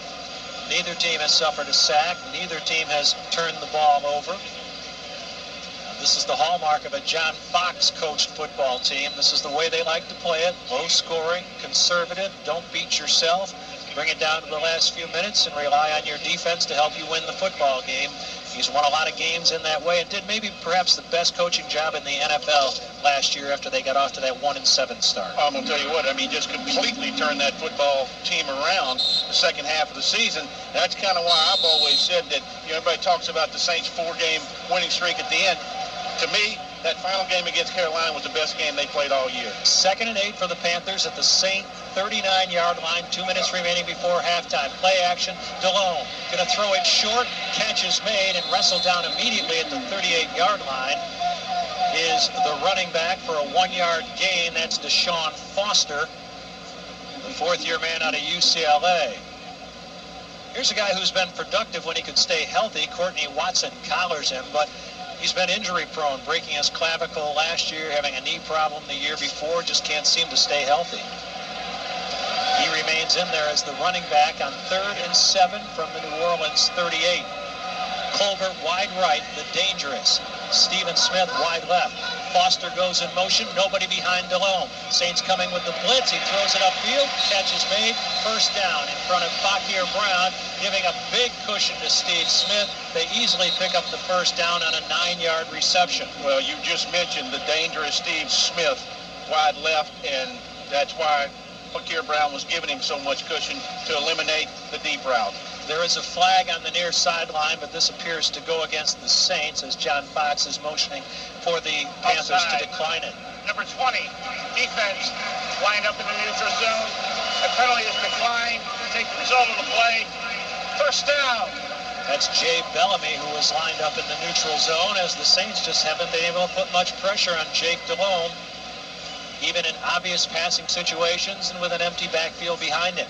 1st and 10 for the Panthers at the Saint 29, 1:16 to play before halftime, 14-7 Saints. Here's DeLone looking to his left, throwing, and it is going to be incomplete. Fakir Brown hand fighting with Steve Smith down there around the 12-yard line, able to break up that play. The one thing about Smith is he's not a very big target, just 5'9" and 185. You know, Jim, when you look at that play, that was the old fade stop, where the cornerback's not looking and Jake just trying to throw right in the back of his head. And even though he has pretty good coverage for Fakir Brown, really just trying to throw when he's not looking. 2nd and 10 for the Panthers from the Saint 29. Ricky Prohl, Kerry Colbert wide right, wide left rather, and wide to the right it's Stephen Smith. And this is going to be a lateral back to Deshaun Foster, who battles his way down to the 25-yard line. They gave it to the fullback, who pitched it to Foster, who took it to around the 24 as they'll mark the football. And it'll bring up 3rd down. Well, the thing was, the Saints actually defended that play pretty well, but Kobe Buckner missed a tackle, and I couldn't see there was 2 or 3 other Saints that missed a tackle, and Foster just kind of kept going there and he turned his legs and picked up a nice gain out of it. But the Saints actually had him defended pretty well. Okay, exactly like you said, Kobe Bockwell had the play, but no gain. You couldn't have played any better. Now you just got to finish the play, make the tackle. You know, Koki, looking at Jim, looking at the matchups, right now I think the Panthers are just confident when they're one-on-one that their receivers can beat our cornerbacks. And the only way you can handle that, you got to put more pressure on Jake. But right now, it just seems like Fakir Brown or McKenzie is not really shutting down any receivers when they're in that position. You know, kind of a turn of events here from the standpoint that everybody thought that the Saints secondary was really going to be the strength of their defense, but the Saints defense has done such a good job of stopping the run today, but the Carolina's passing game is clicking. This is the 9th play in this drive upcoming, 3rd and 5 from the Saint 24-yard line. Mangum in motion. Straight drop by DeLone. Pats the football, throws it over the middle. Catch is made at the 18-yard line by Colbert, and that will carry with it a first down. Mike McKenzie on the tackle of Kerry Colbert, the 2nd-year man out of USC, a pickup of 6 yards. He has too much time to throw. So it'll bring up first down As Delhomme from the shotgun, hurrying things up, going to throw it into the end zone, and it is going to be incomplete.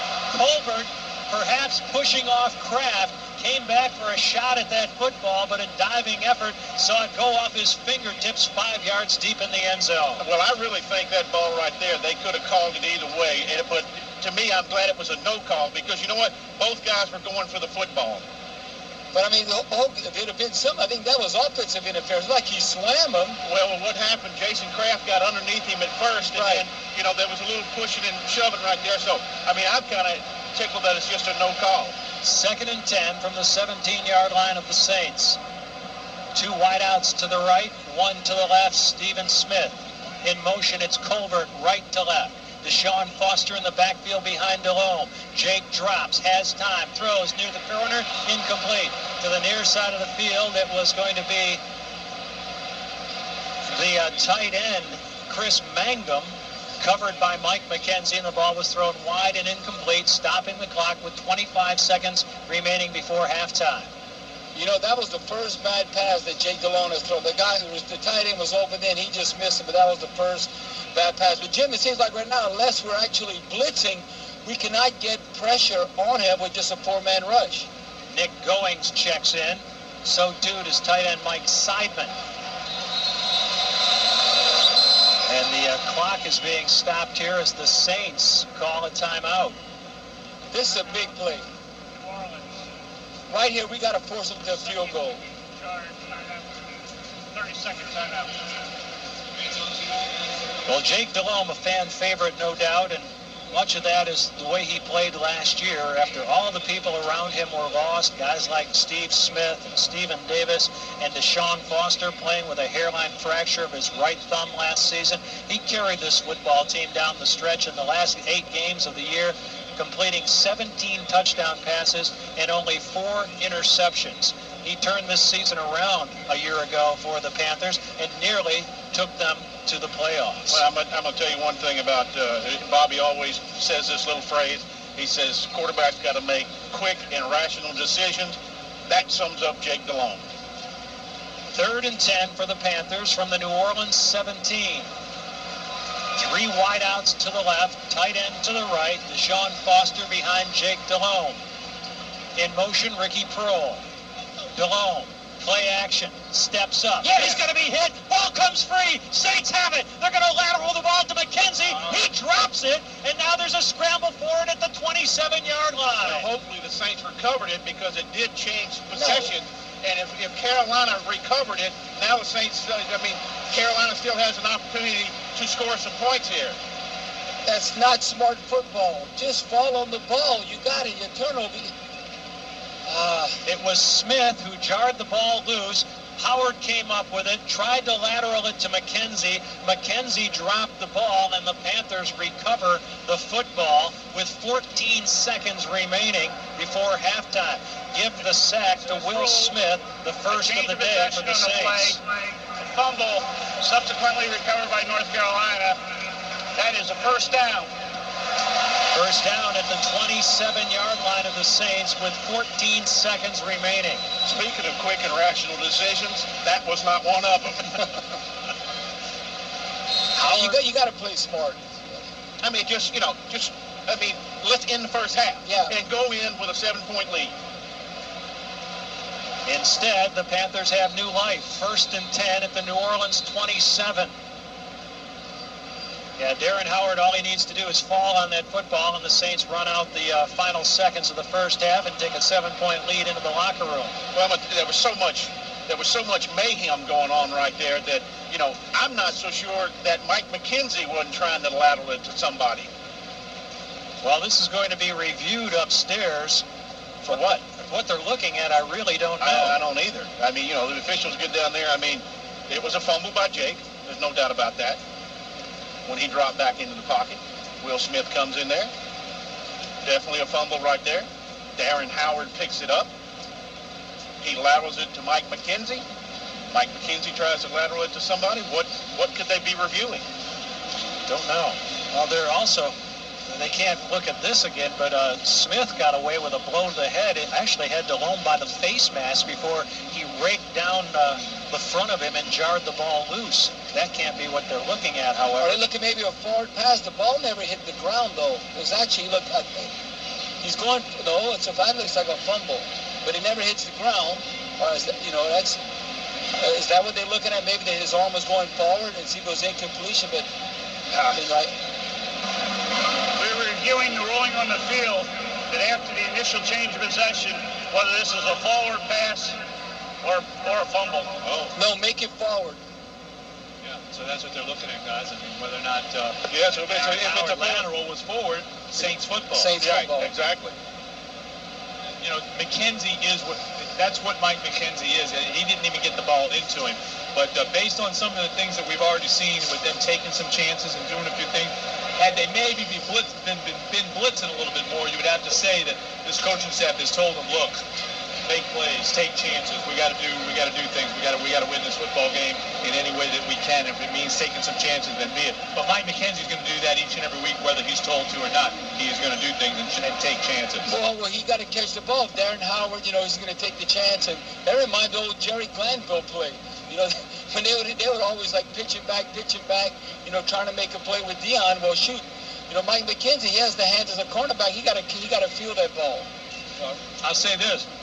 If this does turn out to be a ruling that goes in the Saints' favor that it was a forward lateral, you give all the credit in the world to those coaches upstairs in that booth next door that spotted that and said, throw that beanie out or that beanbag out or whatever that they noticed.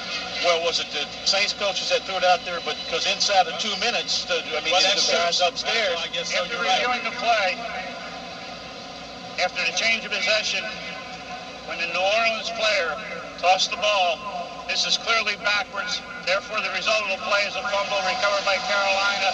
First down. Much ado about nothing. We already knew that. So the play stands as the Saints squander an opportunity to close out the final seconds and give the Panthers new life. And believe they have 2 timeouts remaining and 14 seconds remaining on the first half clock. The ball rests at the 27-yard line of New Orleans. Troll and Colbert wide to the left. Stephen Smith covered by Mike McKenzie wide right. Sean Foster, the lone setback behind Delhomme, who drops, pumps, rolls to his right, being chased from behind, going to throw into the end zone, and it is going to be caught! Steve Smith, as a flag is thrown, goes up and makes the catch, but there are 2 flags down. There's one in the end zone. There's also one down back at the 37-yard line, picked up by Charles Grant and Will Smith, waved in the air and again saying, come on back here. This one's on for the Panthers. Okay, well, even if it's you got holding, and even if it's interference against Mike McKenzie in the end zone, offsetting penalties, they have to do the play over again. Did you see John Fox running the field? Because I think it is illegal for a player to pick up the flag and do something such as that, because that's you can almost describe that as taunting. Right. Yeah, don't mess with the flag in the field. Infractions on the play. Illegal touch. Number 89. That penalty is declined. Holding. Yes. Number 70. That penalty is enforced. That's Travell Wharton once again, the left tackle, who is caught holding. Boy, Stephen Smith's a great athlete, isn't he? I'm going to tell you what, man. I mean, that's a pretty impressive play right there. That's a pretty acrobatic catch that he's making, going up against the Saints' best cover guy, and then he goes up and just outfights Mike McKenzie for that ball. Thank goodness for the holding call. 7 seconds remaining before the end of this half. Panthers with 2 timeouts remaining, looking at 1st and 20 from the New Orleans 37. Got to keep your eye on Stephen Smith wherever he is, and he's split to the near side of the field, operating against McKenzie once more. Delhomme in the shotgun with Deshaun Foster standing to his right. Calls for the ball. Saints rush just 3. Delhomme with all sorts of time, throws it deep down the sideline, and the catch is made, but off the field of play. Ricky Prohl couldn't keep both feet in bounds. 5 yards deep in the end zone on the final play of the first half. Wow, you talk about some excitement in the closing seconds of a half. I mean, from a 2-minute warning on, I mean, this has been just a buzzsaw of a game. Now the officials are still standing on the field, and there is a flag down. Both benches have emptied. The Saints are on their way to the locker room. The officials are standing at the 34-yard line and huddling all by themselves.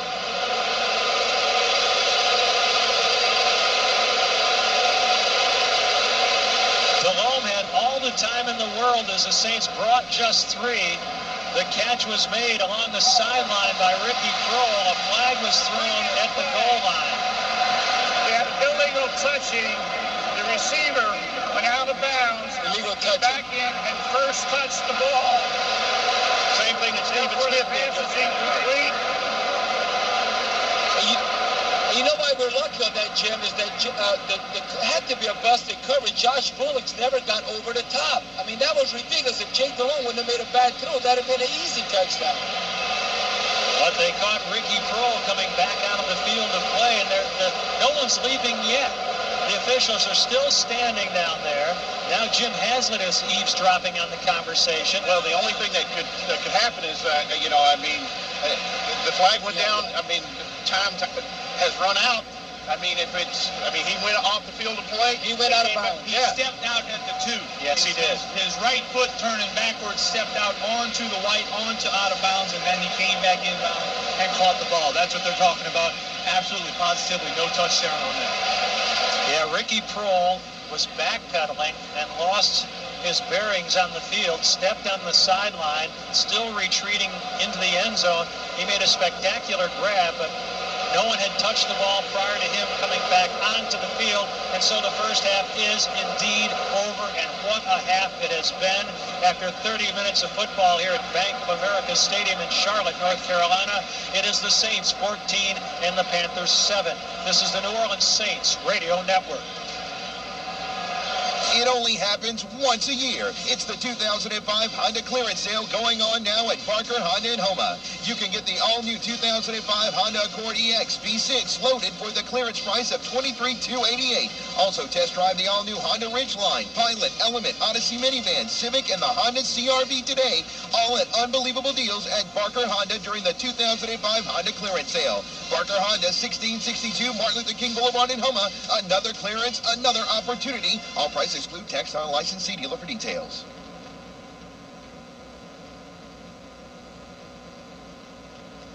It's football season, and every armchair quarterback needs the proper equipment for the games. Get a brand new Lazy Boy at Emil's Furniture and Appliance, 609 St. Mary Street in Thibodaux. Emil's Furniture and Appliance in Thibodaux has one of the largest Lazy Boy galleries anywhere. And right now, Lazy Boys, sofas, love seats, and recliners are sale price. Plus, Emil's offers interest-free financing.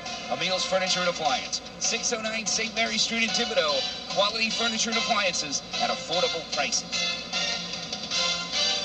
Thibodaux Chrysler Dodge Jeep has a large selection of used vehicles at 2 locations. To replace your car, truck, or SUV, go by 1505 Canal Boulevard in Thibodaux or 582 West Main Street in Schriever. They've got lots of vehicles, from quality cars to dependable trucks. If your vehicle was lost in the storm, they've got great employee pricing plus on most new vehicles. Go to Thibodaux Chrysler Dodge Jeep, your complete Chrysler Dodge Jeep dealer. Now with 2 used vehicle locations, 1508 Canal Boulevard in Thibodaux and 582 West Main Street in Schriever. Thibodaux Chrysler Dodge Jeep. Different by a country mile. Be able to make big plays. Well, you know what they're doing. I mean, they're definitely saying, you know what? Okay, fine. They've got Fakir Brown. They've got Mike McKenzie. They're relying on those guys. They're lining them up. Man, we're going at them. They're going to have to prove that they can stop some people. Yeah, just so one-on-one, and they're confident when they're matched up that they can take advantage of that. That's why we have to have pressure on Jake Delhomme, and hopefully we will, because that'll cause him to make mistakes, because you can't let any NFL quarterback just sit back there and have a lot of time to pass the football.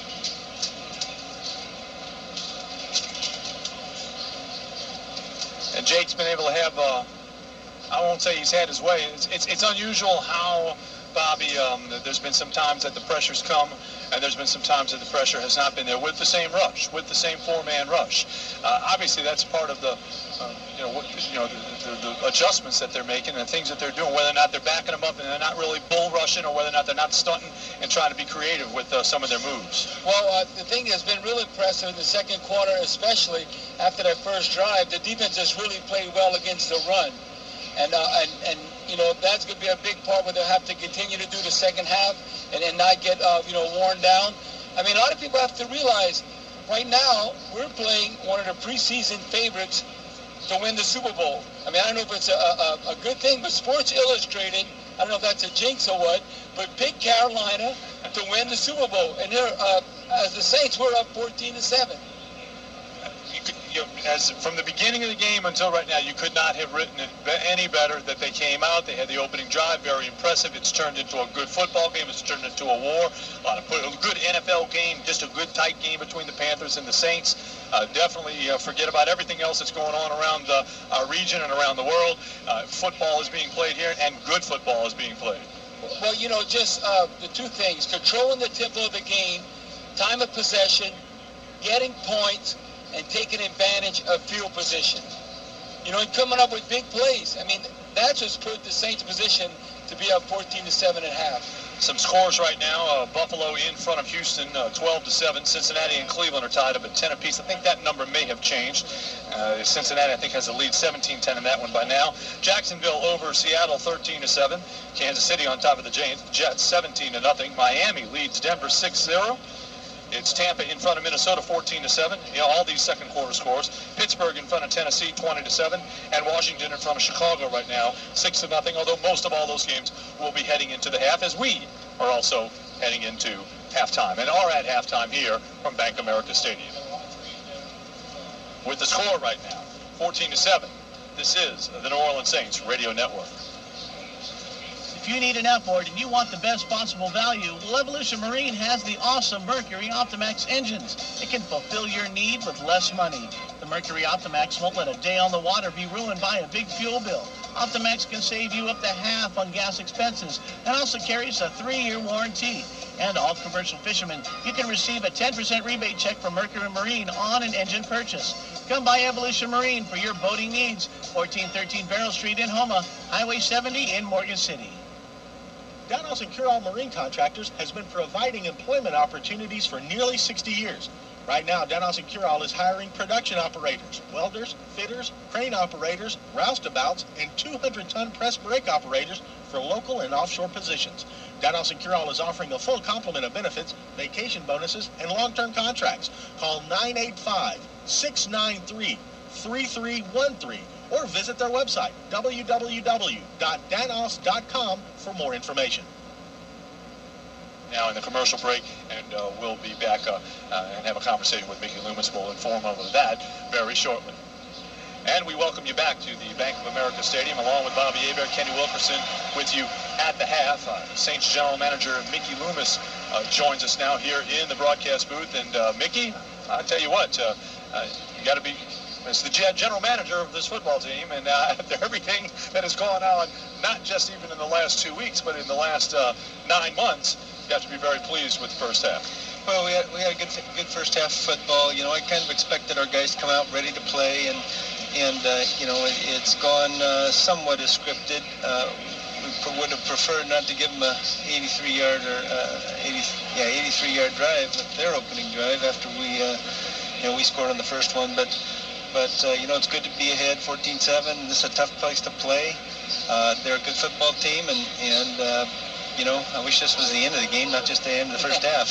Taking some chances there. McKenzie goes for the ball. That kind of messed things up, and then you've had a couple mistakes here and there. But, considering you can't say mistake-free football thus far, but it hasn't been bad. Well, really, the one disturbing mistake is, we get a turnover, and I know our guys trying to make a play on defense, but there's only 20 seconds left. You can't risk giving them the ball back down at that end of the field. If we'd have been at the 50-yard line or 40-yard line, maybe that's a risk worth taking there to make a big play on defense. But when you're down at your own end, you've got a lead, you're trying to protect the lead, and you get a turnover, don't give them the chance to get the ball back and score. One of those things, Bobby, you've mentioned, so many have mentioned about you have to be smart. Yep. Yeah, you got to play smart because you got to know the situation.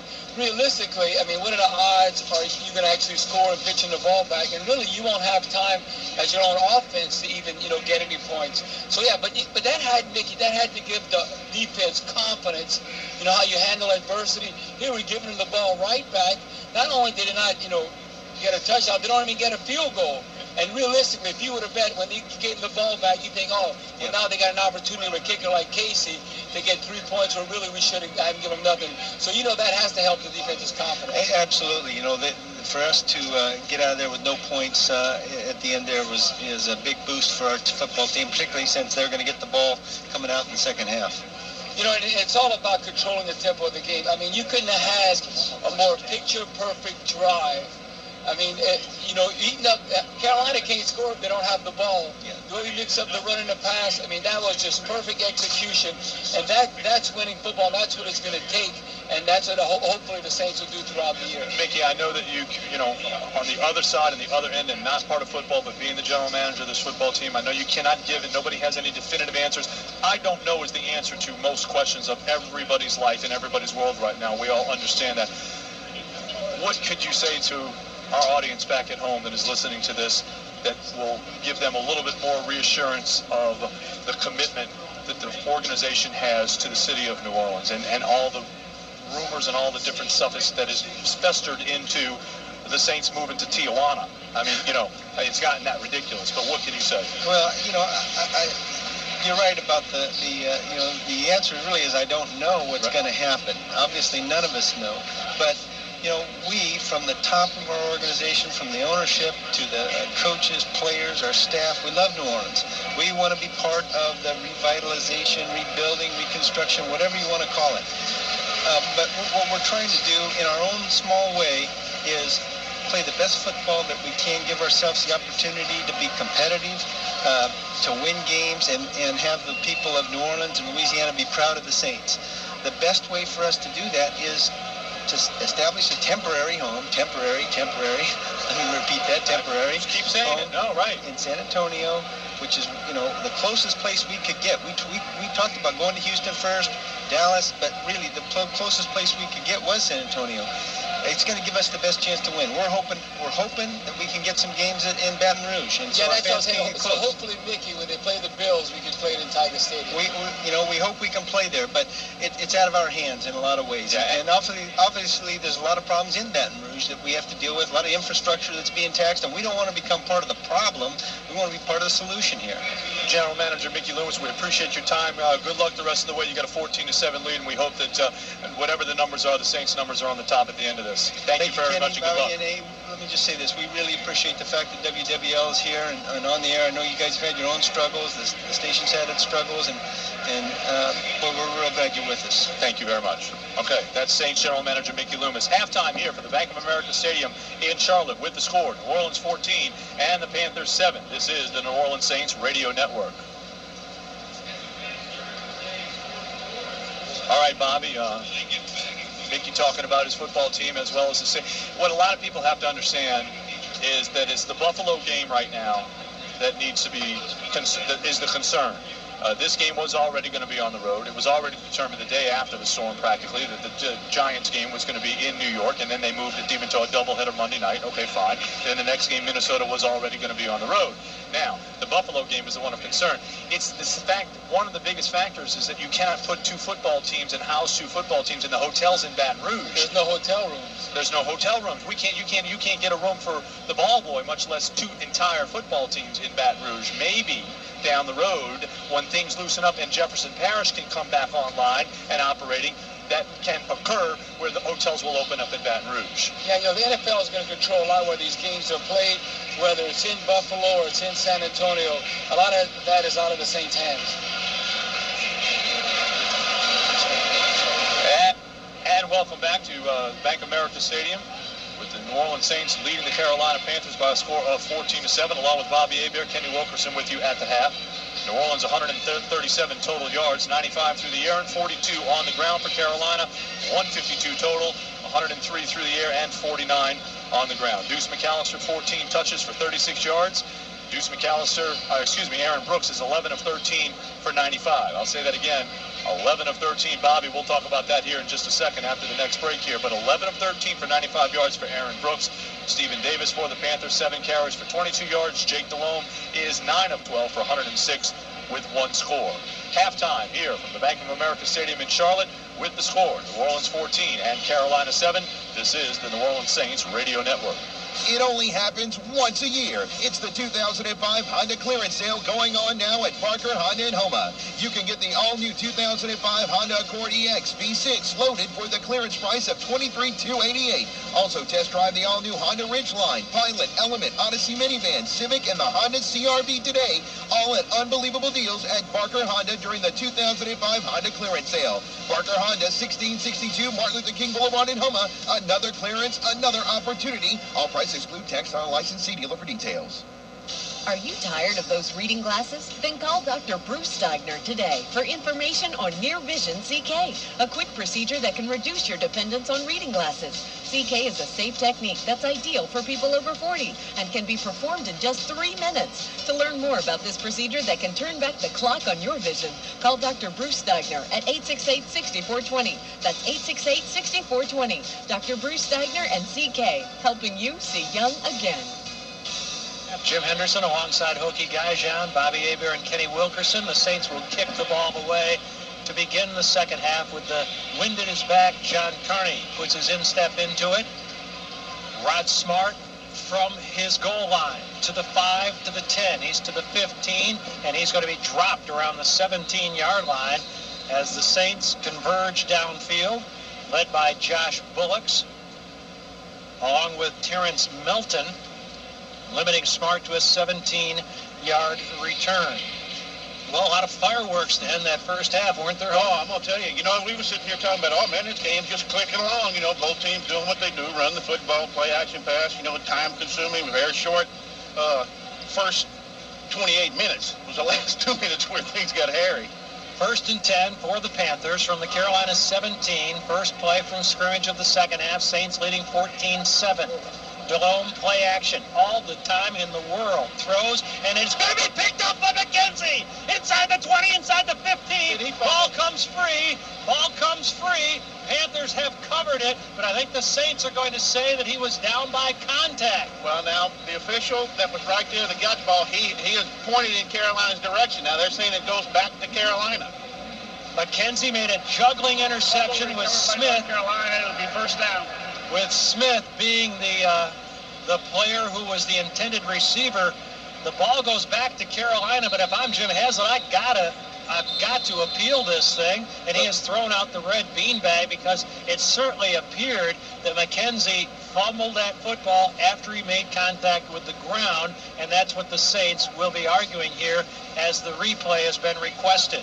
Well, I'm going to tell you what, there was two officials right there at the spot, and both of them immediately signaled that it was Carolina's ball. But there again, we're kind of getting it's not a very good view of the replay right there, but ruling on the field that this was a fumble.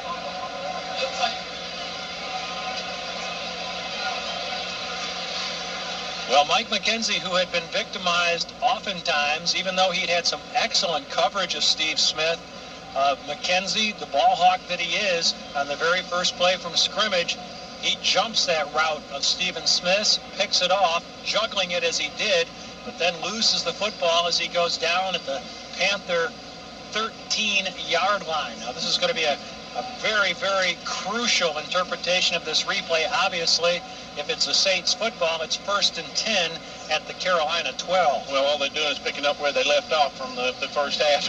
We talked about it being a little bit boring. You know what I'd like to see? Deuce McAllister has walked out there on the field. He's got confidence that the officials are going to overturn this and say Mike McKenzie was, in fact, down. Well, it looks like the ground caused the fumble, but will it be overruled? Mike McKenzie, makes a great play. You got to protect the ball because this could be a turning point in the game right here. It set the whole tip over the second half. Well, the Saints defense is pretty confident that it's going to be the offense's football because they're leaving the field for the most part as the Saints offense comes on. Well, Brinson Buckner thinks it's going to be Saints ball too because he's kind of wandered out onto the field, having a little chat with Jake. Yeah, it looks like a chess match. It's like, who's going to go on the field? Kind of psychological advantage. Will Carolina keep their offense on? The Saints keep their offense on, hoping that one or the other gets the ball. This will be a review that, will obviously, take time because they want to get it right. Well, and I'm going to tell you what, Bobby, just that they've only shown it one time up here in the booth, so we didn't, and it was not a good angle to see it from. So they'll have a lot more different angles to look at and everything else, but this could be one of those time-consuming replays? Well, because it could make the definite outcome of the game. That's why this is so important in this situation, because the field position. After reviewing the play, the New Orleans player's knee is on the ground. Okay, good. Yes. Good. Throwing his New Orleans ball, first down at the 14-yard line, and New Orleans is not charged a timeout. Well, from 1999 to 2004, 31% of the calls were reversed by instant replay. There's a reversal of that call, and the Saints should benefit greatly. 1st and 10, New Orleans at the Carolina 14-yard line. Well, I mean, right now, this is a chance to really kind of stick a dagger in Carolina, because they're not really a catch-up football team because of the type of offense that they run. So let's see what the Saints can do after they collect their second turnover of this game. First and 10, New Orleans at the Panther 14. Backs offset, wideouts left and right. The fullback, Mike Carney, in motion. Handoff McAllister, straight ahead. Deuce inside the 10. Still moving those legs. Wow. Still carrying the pile with him down to around the 6-yard line. Deuce hasn't had a whole lot of running room. And he's made the most of what he's had. Yeah, there was no running room right there either. That was just sheer power is what that was. That's an 8-yard gain. Kendall Jaycox and Jamal Brown. Look at Jamal Brown driving his player in front of Deuce McAllister. Jamal Brown, Jim Haslett said he wouldn't be scared of Julius Peppers. He's not scared of anybody, and he hasn't been here today. 2nd and 1 from the 5-yard line. Carney in motion. McAllister again.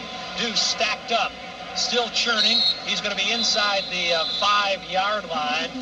Looks like he'll be close to the first down, but a bit short.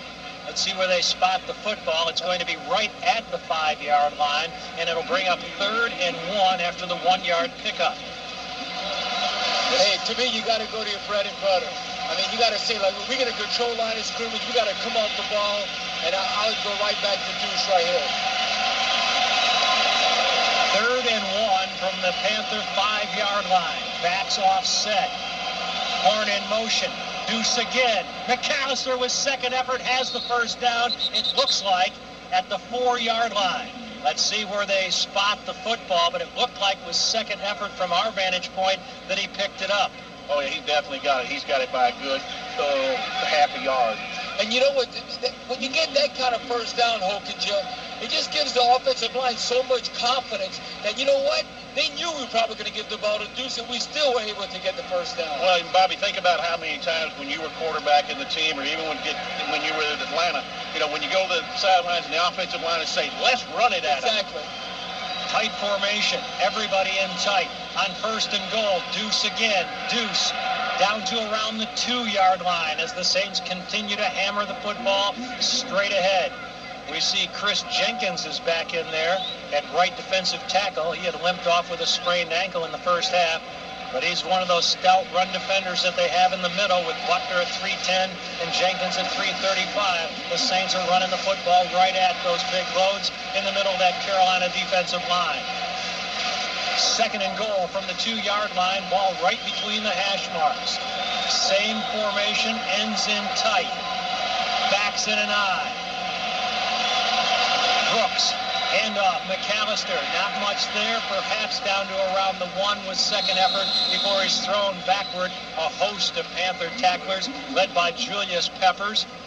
And also Jordan Karstens down at the bottom of the pile. Well, believe me, real estate is awful hard to come by. Right, when you get down there, there's a lot of bodies just wedged into that, just really right between the hash marks. Right, Hope, you almost to go to the well one too many times. But I think with Aaron Brooks' ability to get out the pocket and run, you need to give him that run threat option, that run pass option.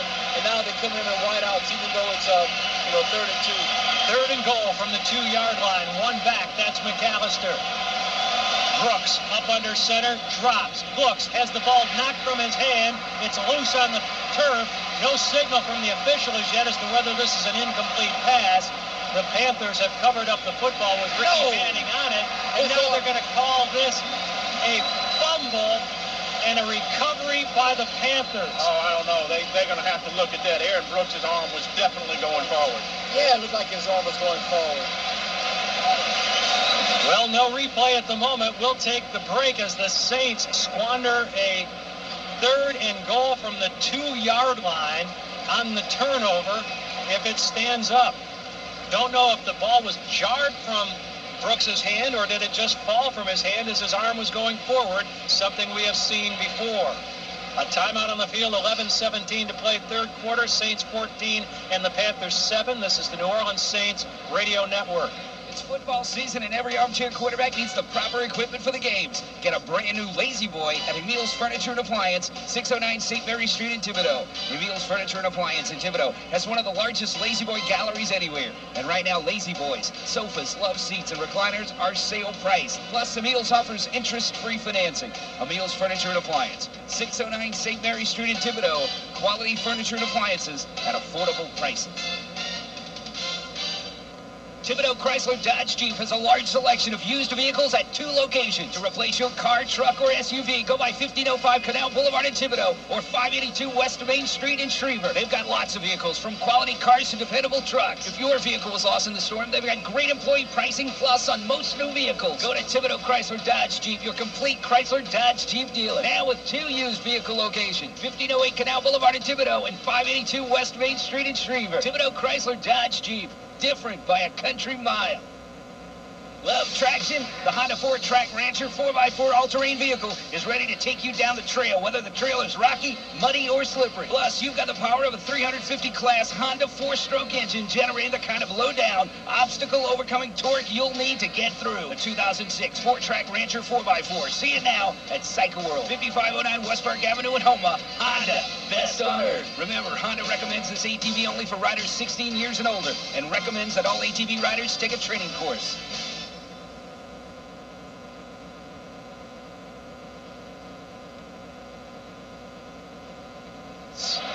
Saints squander a 1st and goal opportunity at the Carolina 3. With the turnover, the Panthers will start from there. On 1st down, handoff to Stephen Davis, and he is stacked up, running over his left tackle up to around the 6-yard line.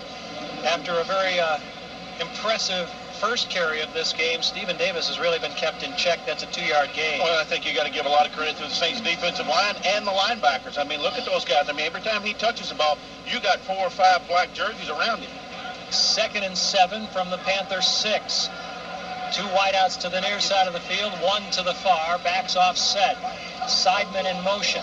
Handoff Foster. Some running room this time as he is tripped up short of the 1st down. They'll spot the football around the 13-yard line of the Panthers, and it'll bring up 3rd down. And let's go right down to Kenny. And what they're saying down here, guys, is that Aaron Brook, while he was going back to throw, got hit. So that's a fumble. No, but he didn't get hit. They just showed an instant replay, Kenny, and it just slipped out his hands. He went back. He did not get hit. Okay, they're all feeling down here in the bench area that he got hit. So no, he didn't get hit. He just slipped out his hands, and he's done that probably.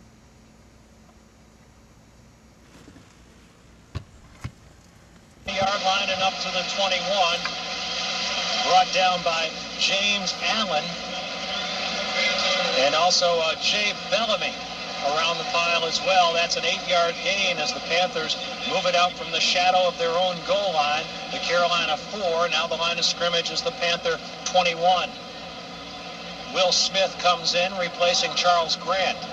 1st and 10 Panthers at the Carolina 21-yard line. Sidemen in motion again. Handoff to Foster, Deshaun Foster, not much. Up to around the 24-yard line of Carolina. Well, you know, I mean, you've got to give Carolina a lot of confidence that, okay, you know, they were able to force that turnover down there. You know, and now they're not in a panic mode to think, oh, we got to start playing catch-up football. They're still down by a touchdown, but they're doing what they do best, and that's just run straight up the field. Foster remains in there as the running back. In the first half, he carried 3 times for 13 yards. Davis 7 for 22. 2nd and 6 at the Panther 25-yard line. Colbert in motion. Handoff. Foster met at the line of scrimmage and thrown backward by Brian Young. And it'll bring up 3rd down. Nothing there as again they probe the middle of the Saints defensive line, and that time Brian Young was equal to the task. So it'll bring up 3rd and 6 at the Panther 25. Saints had a wrapping come loose, and it's now being given to the umpire as the Saints align themselves. Foster in motion. Nobody behind Delhomme, who drops, looks, gonna throw. Near sideline, intercepted! Down the near sideline and out of bounds, Jason Kraft. He read it beautifully, stepped in front of the intended receiver, Ricky Prohl, and Jason Kraft with the interception goes out of bounds in front of the Panther bench. Let's see where they'll spot it. They will spot it at the 27-yard line of the Panthers. That's a 4-yard return. Okay, now, Jim, as an offensive unit, hope you know this, you got to take advantage of the situation. Timeout, 7:57 to play, third quarter. It's the Saints 14 and the Panthers 7. This is the New Orleans Saints Radio Network. If you need an outboard and you want the best possible value, well, Evolution Marine has the awesome Mercury Optimax engines. It can fulfill your need with less money. The Mercury Optimax won't let a day on the water be ruined by a big fuel bill. Optimax can save you up to half on gas expenses and also carries a 3-year warranty.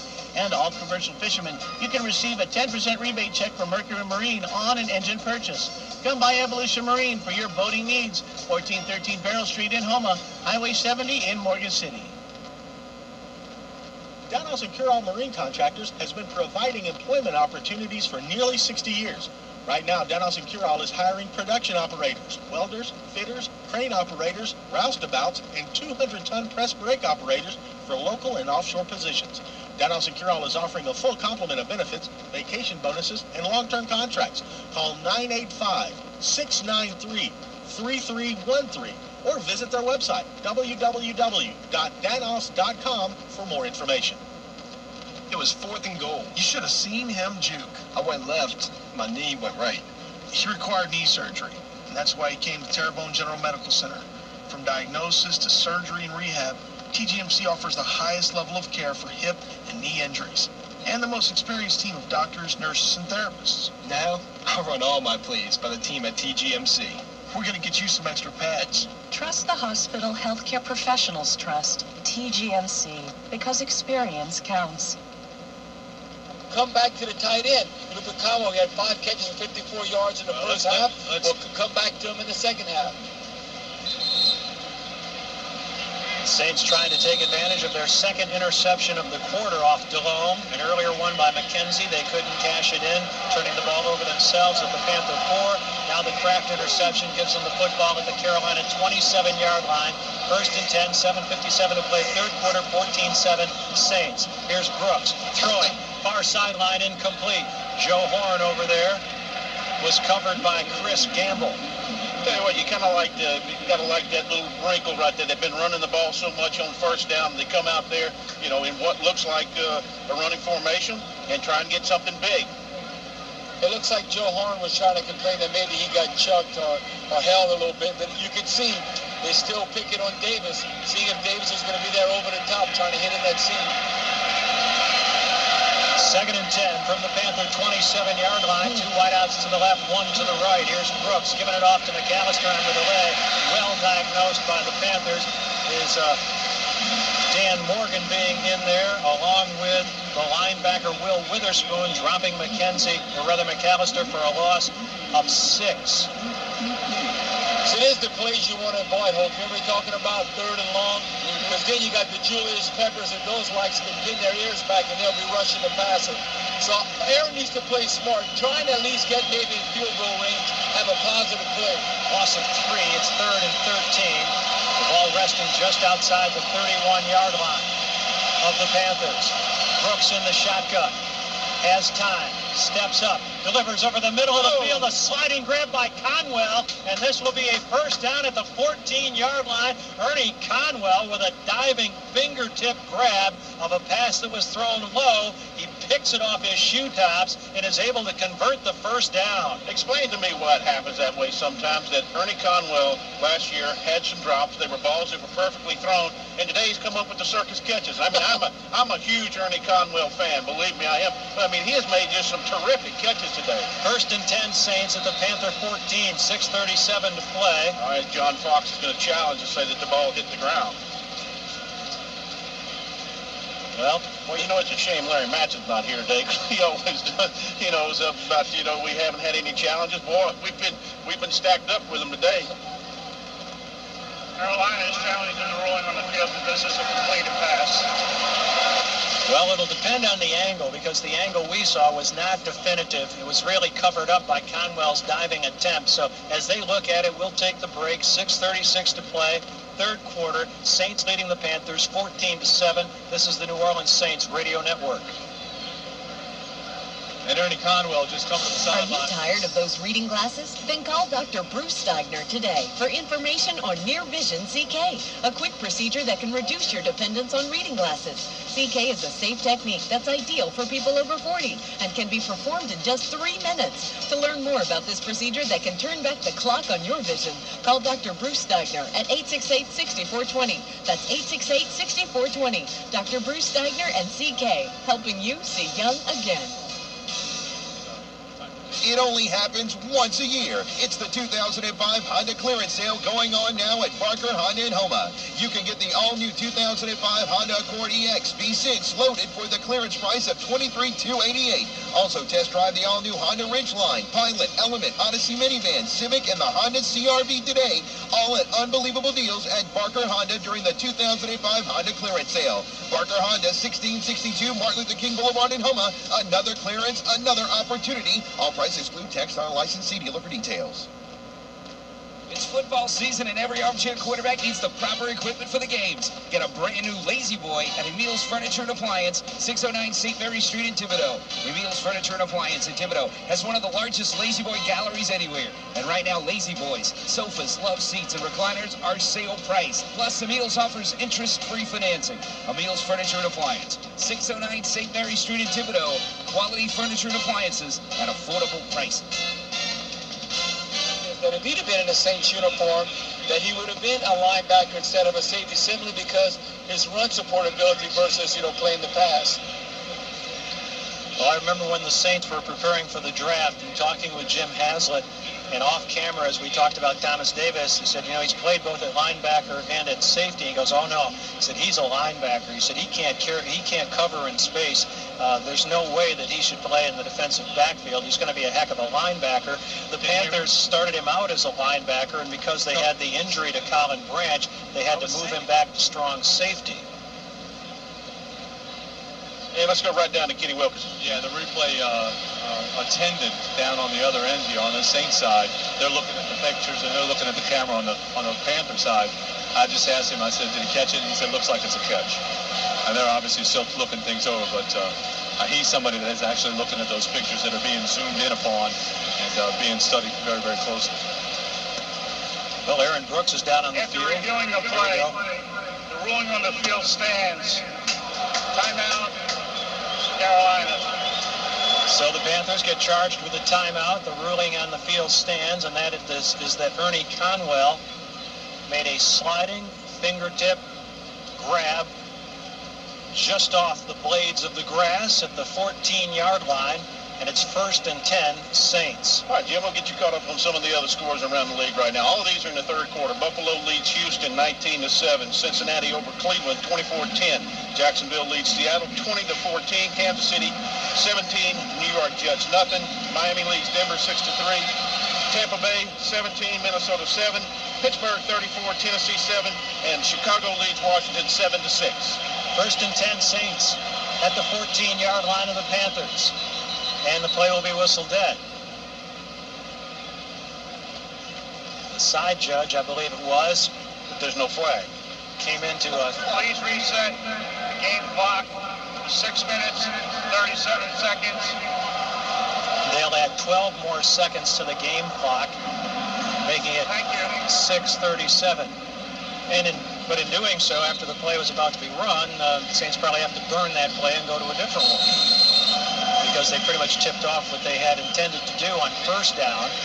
And now Aaron Brooks consults his wristband, bows his head in the huddle, and comes up to the line of scrimmage. 1st and 10 at the Panther 14. Saints led 7-0. It was 7-7. Saints led 14-7 at the half. Here's Brooks handing off. McAllister, running room right side. Stops at the 10, cuts it upfield down to about the 8-yard line. I think Jenkins is down again, Jim. I mean, you know, they had to help him off the field in the first half, and once he got to the sidelines, he was able to walk under his own power. And I mean, to his credit, he came back in the ball game, and I do believe that that's him that's down again. You know, Hokie, just looking at McAllister on that run, not only has he just shown unbelievable power, but do you see the burst to the outside? Well, that's the whole thing about, you know, people think he's just a speed back. I mean, he's a big man. I mean, I don't know how many times you stood right next to him, shook his hand, all that. He is a big fella. As Jenkins comes to the sideline, we'll take the break. 6:19 to play third quarter. Saints threatening and leading 14-7. This is the New Orleans Saints Radio Network.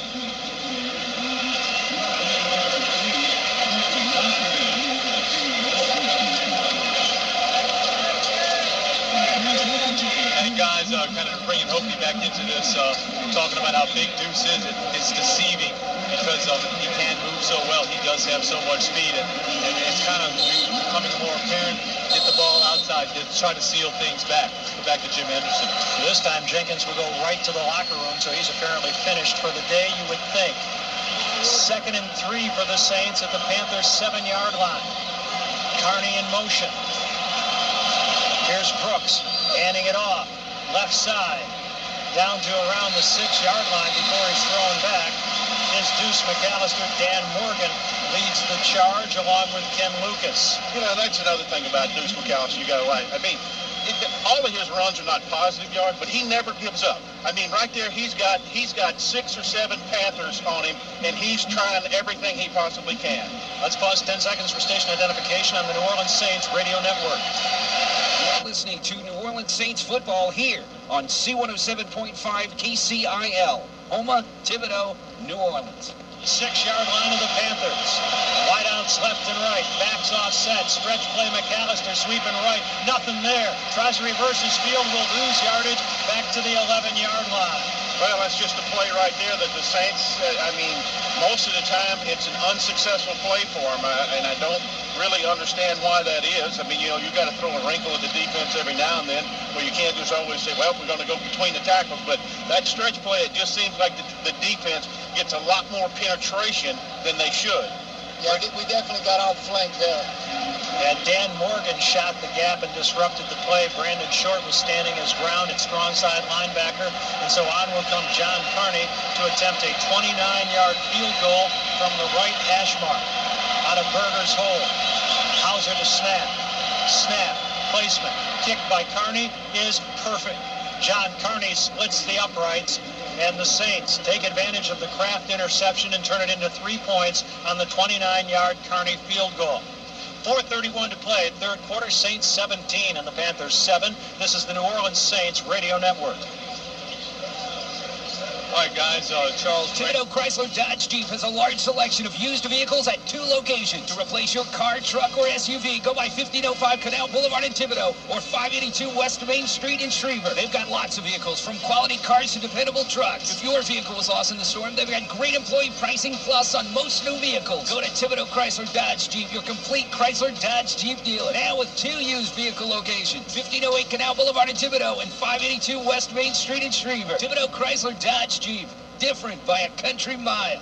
Love traction? The Honda 4-Track Rancher 4x4 all-terrain vehicle is ready to take you down the trail, whether the trail is rocky, muddy, or slippery. Plus, you've got the power of a 350 class Honda 4-stroke engine generating the kind of low-down, obstacle-overcoming torque you'll need to get through. A 2006 4-Track Rancher 4x4. See it now at Cycle World, 5509 West Park Avenue in Homa. Honda, best on earth. Remember, Honda recommends this ATV only for riders 16 years and older, and recommends that all ATV riders take a training course. If you need an outboard and you want the best possible value, Levolution Marine has the awesome Mercury Optimax engines. It can fulfill your need with less money. The Mercury Optimax won't let a day on the water be ruined by a big fuel bill. Optimax can save you up to half on gas expenses and also carries a 3-year warranty. And all commercial fishermen, you can receive a 10% rebate check from Mercury Marine on an engine purchase. Come by Evolution Marine for your boating needs. 1413 Barrel Street in Homa, Highway 70 in Morgan City. Football here in Carolina in Bank of America Stadium. And the Saints With the attention of the NFL world on their backs, have risen to the occasion despite the outcome of this game. No matter what it might be, the Saints have acquitted themselves very admirably so far, opening this game with a 12-play, 80-yard drive, taking 9:37 off the clock. McAllister, a 4-yard touchdown run as the Saints went up 7-0. Delhomme to Steve Smith, a 33-yard strike, tied it at 7 after the first quarter.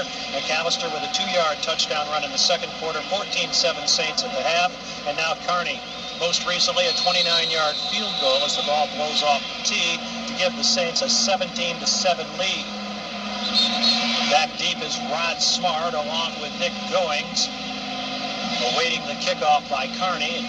And as Kenny mentioned, he'll have a favorable wind at his back and has been kicking to Smart at the goal line or even into the end zone. Yeah, Jim, I think last time he kicked it 5 yards in the end zone, so hopefully he'll do the same type of kick. Rod Smart, as we mentioned, took one back 100 yards against the Saints back in 2003, but the Saints have kept him well in check so far today. Here's Carney's kickoff, and it's a knuckleball that hits at the 20, bounces to the 13, where it's fielded by Goings. Nick Goings has the ball, fumbled, and it's loose at the 34-yard line. Panthers are pointing that they have it. They're unstacking there. I think they're grabbing each other by the throat right now to see who's going to get that ball at the bottom of the pile. Saints are pointing that they have it. No official indication as yet. It was Jason Kraft who was down near the bottom for a moment, and then it came loose from his grasp, and they still unstacked the players at the 34-yard line. I mean, they just have to peel them off one by one right now.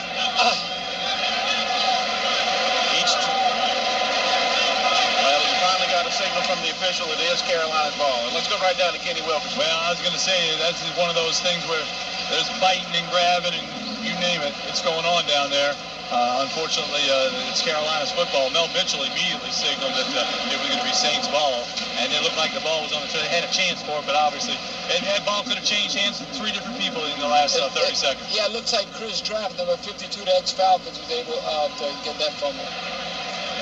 Goings picked up the short kick that was knuckling downfield and had the ball knocked from his grasp.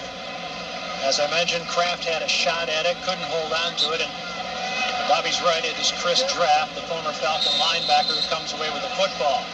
1st and 10 for the Panthers, who now trail by 10 points, 17-7 at the Carolina 33. Delhomme going to hand it off on a straight-ahead carry to Davis beyond the 35 to the 36-yard line. Cedric Hodge down around the bottom of the pile, along with Will Smith, a gain of 2. You know, I mean, this game, not this game, but this up to this point of the third quarter has been played on the Saints end of the field. And with all the turnovers and everything else, Saints were just about had an opportunity to get it right back again. But I mean, this is Carolina's deepest penetration of this third quarter. 2nd and 7 for the Panthers from the Carolina 36. Colbert in motion. 2 wideouts to the left, 1 to the right. Stephen Davis behind Delhomme, who throws short over the middle. Catch is made at the 38-yard line by Smith, who's wrestled down immediately by Jason Kraft, just a pickup of 2 yards. Jason Kraft having himself a pretty decent ball game. He's not a starter. He comes in there in different packages and everything else, but I mean, you know, he's getting in on some special teams plays. He's had an interception. You know, he's made some nice tackles out there in the open field, covering some receivers. So I tell you what, he's having himself a pretty good opening game for the Saints. 3rd and 5 for the Panthers at the Carolina 38. Smith split out wide to the left. Kroll and Colbert to the right. Davis in motion behind Delhomme. Empty backfield behind Jake. Delhomme drops. Throws over the middle. Catch is made up at the 48-yard line as they go back to the big tight end, Chris Mangum, for a pickup of 10 and a first down. Well, you got to give credit where it's due. Courtney Watson was right there, right on top of the tight end. Jake just fit it in there. Mangum makes a heck of a catch. 1st and 10 at the 42-yard line. Here's Delhomme. No. Throws over the middle, and it's incomplete. Thrown high in the direction of the tight end. Went through his hands at the Saint 49-yard line. Again, Chris Mangum was the target. Colby Bachwald was right there with him. Well, the Panthers don't have a lot of quick striking capability. They if you take Steve Smith away, and the Saints have been doing a pretty good job of that in the second half. Deshaun Foster checks in as the tailback with Hoover in front of him in the eye. 2nd and 10 at the Panther 47. Play action. Delome's going to set up a screen to Hoover. Bockwell misses him in the backfield. Hoover barrels downfield inside the 45 of the Saints to the 44-yard line. Bockwell would have had him back around midfield. Instead, it's a pickup of 6 yards. Well, I mean, it's 2 costly missed tackles for Colby so far in this game. Once when they ran that little option play, and right there, I mean, he reads it perfectly. There's nobody out there. He just can't bring Brad Hoover down. He's right there to make the play. You got to make it. Jonathan Sullivan does make the play. 2 yards short of the first down. It's 3rd and 2 at the Saint 45. Delhomme puts Seidman in motion. Pitches it to the right to Davis. He turns it upfield. Has the first down. Running free. 25-20. 15-10. Hauled down at the 6-yard line. 1st and goal for the Panthers. A gain of 39 yards as Stephen Davis finally breaks free. Well, I mean, they've held him in check pretty much all ball game. And right there, I mean, there again, but Carolina, even though the Saints have had their opportunity to put a lot more points on the board, they just never pushed the panic button and said, we're going to keep doing what we do. And eventually you're going to pop one like that with a back like Stephen Davis. Dwight Smith eventually brings him down. Here's Delhomme to throw, and it is going to be incomplete. Boy, McKenzie almost intercepted that ball at the goal line. It was intended for Mike Seidman. Well, you know, when you got a guy like Mike McKenzie, I mean, he is going to take chances on the ball. And you see that, I mean, he just comes flying in there at the last second. And, you know, with a guy like that, he's made a ton of those kind of plays in his career, and you got to just let him keep doing it. 2nd and goal for the Panthers from the 6-yard line of the Saints. Smith split out wide to the left. Rest of the ends in tight. Backs in an eye. Foster is the tailback. Mangum in motion. Handoff, Foster. Nothing there as he runs it straight ahead inside the 5 down to around the 4-yard line. And that'll be a pickup of 2. Well, you know, the point that I'm making with Mike McKenzie is that a lot of coaches will say, hey, you know, I don't know, you're getting a little risky out there on the outside. But, I mean, when a guy keeps making plays, breaking up the football, getting his hands on the ball, intercepting the ball, everything else, I mean, why take away one of the best things he does? 3rd and goal from the 4-yard line. Smith split out wide to the left. This is the 9th play in this drive. Hold him to the field goal right here. 5 receivers, empty backfield behind Delhomme. 3 to the right. Here's Delhomme, dropping, looking, pumping, throwing over the middle, and it's going to be incomplete, but a flag has been thrown. Intended for Chris Mangum at the goal line. Saints broke it up, but a flag thrown in the vicinity of where Mangum was the intended receiver. And this will be pass interference, so they're going to get the ball on the 1-yard line.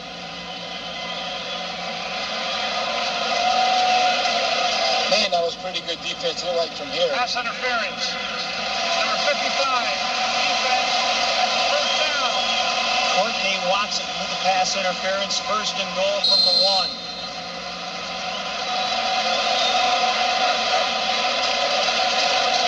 Watson did have his arm wrapped around the tight end at the goal line. It did not go undetected. 1st and goal from the 1-yard line. Saints leading 17-7. Panthers trying to cut that lead to perhaps 3. Here's the handoff to Davis, twisting his way to the goal line and in for the touchdown. Stephen Davis with a 1-yard touchdown run as the Panthers draw closer. And, you know, you see what the Panthers did right there. It was a 10-play drive, or I guess 11-play drive. Get it down there in the end zone, really based on their running game and play-action passes. Stephen Davis had the one big 39-yard run, and, I mean, that's the difference. You know, you talked about the Saints after the field goal. Nick Goins fumbles the ball, big scramble for it. Carolina comes up with it, and they take advantage of it. So an impressive drive for the Panthers as Stephen Davis is finally able to shake free for the long run that eventually leads to his touchdown of a yard. John Casey's extra point is up and good. And with 21 seconds remaining in the 3rd quarter, it is now the Saints 17 and the Panthers 14.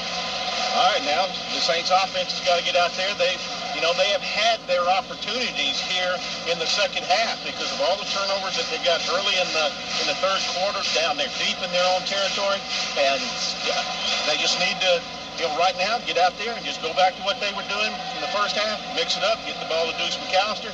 Aaron Brooks, he hadn't really had the opportunity to throw a ball all that much here in the second half, and he needs to pick up kind of where he was in the first half. It's like ever since he lost that fumble out of his hands, that the Saints offense really hasn't been able to do anything. The Panthers go 66 yards in 10 plays, 4 minutes and 3 seconds used off the clock. It ends with a 1-yard touchdown run by Stephen Davis. And the Panthers, who have never led in this game, draw within 3, 17-14.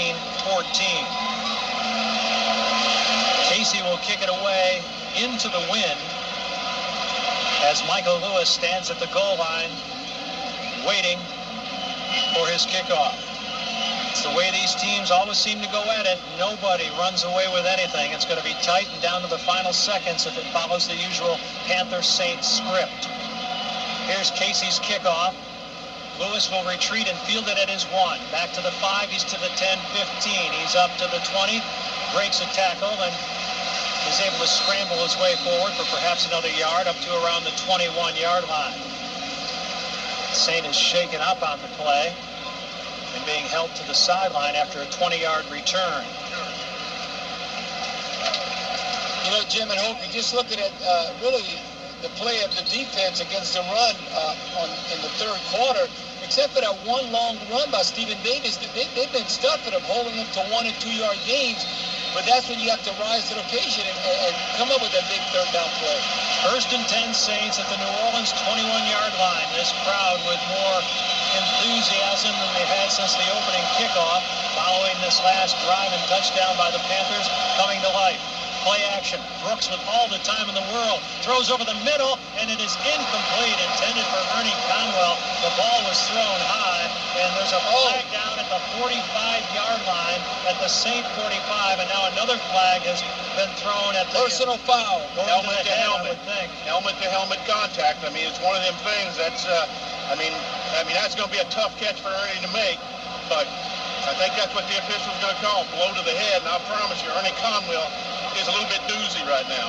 Marlon McCree coming over from his safety position. Yeah, Jim, he's the one who came in for Thomas Davis. Barry McCree, number 27, it looks like, and he came in the game for when Davis got injured. Now, this is a call the officials are going to make this year more so than ever. Defenseless players suffering blows high to the torso or to the head. And it looks like the Saints will benefit from that call. Let's listen to Tom White.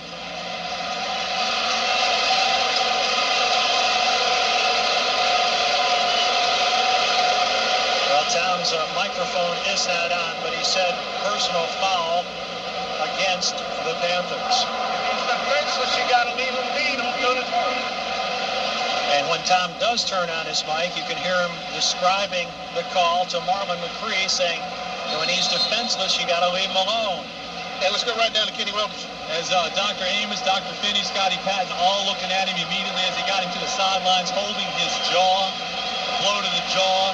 So Dr. Amos and Dr. Finney trying to figure out which one of them needs to be the more attentive doctor at this moment. One's an orthopedic, and the other one's just a regular doctor. And he's got his bell rung pretty good. We don't know if there's going to be any broken bones.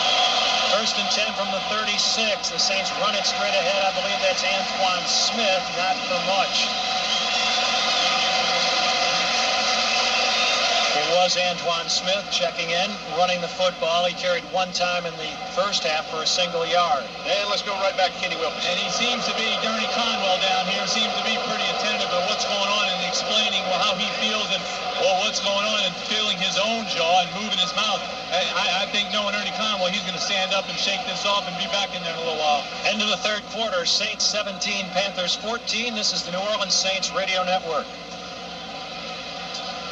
If you need an outboard and you want the best possible value, well, Evolution Marine has the awesome Mercury Optimax engine. It can fulfill your need with less money. The Mercury Optimax won't let a day on the water be ruined by a big fuel bill. Optimax can save you up to local and offshore positions. Danos and Curall is offering a full complement of benefits, vacation bonuses, and long-term contracts. Call 985-693-3313 or visit their website, www.danos.com, for more information.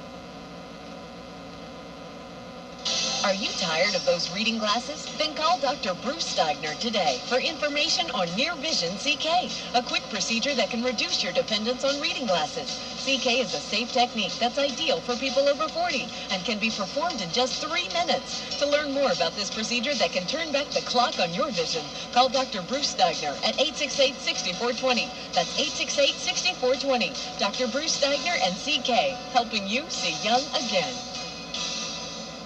It was 4th and goal. You should have seen him juke. I went left. My knee went right. He required knee surgery. And that's why he came to Terrebonne General Medical Center. From diagnosis to surgery and rehab, TGMC offers the highest level of care for hip and knee injuries. And the most experienced team of doctors, nurses, and therapists. Now, I'll run all my plays by the team at TGMC. We're going to get you some extra pads. Trust the Hospital Healthcare Professionals Trust, TGMC, because experience counts. Ernie suffered a really badly lacerated tongue, might have been at New England. Yes, that is correct. So he's had a couple of blows to the head. Got hit by Rodney Harrison. That's right. On the little flat route. Yep, that's exactly right. You know, Jim, this is when Aaron Brooks has to have the big quarter. You know, he's been managing the game well, except for the one play when he fumbled near the goal line. But other than that, he's been really having a really good game. But here's where he has to make plays in the fourth quarter. You don't have to play catch-up. The Saints got the lead. Just manage the game and drive down the field. Antoine Smith remains in there as the running back, as Deuce is on the sideline as the fourth quarter begins. Saints move it left to right, 2nd and 10 from their 36. Brooks, play action, has time, throws, and it's caught by Stallworth. He's at the 40, he's at the 35, and he'll be tackled there. Dante Stallworth into the 35-yard line of the Panthers. That is a 29-yard pickup. I think he outsmarted himself right there. Probably what he should have done after the defender missed him right when he initially made the catch. He should have just broke it to the outside and used that great speed, but he cuts it to the inside and kind of just got up in there and got where the Panther players were. I'd take my chances with his kind of speed, and one of those guys cutting the angle off on me. Yeah, he ran right into traffic from free safety Mike Minter. But a first down, Saints at the Carolina 35. Here's Antoine Smith. Not much there as he tries the left side. Stacked up by this Carolina defensive front four.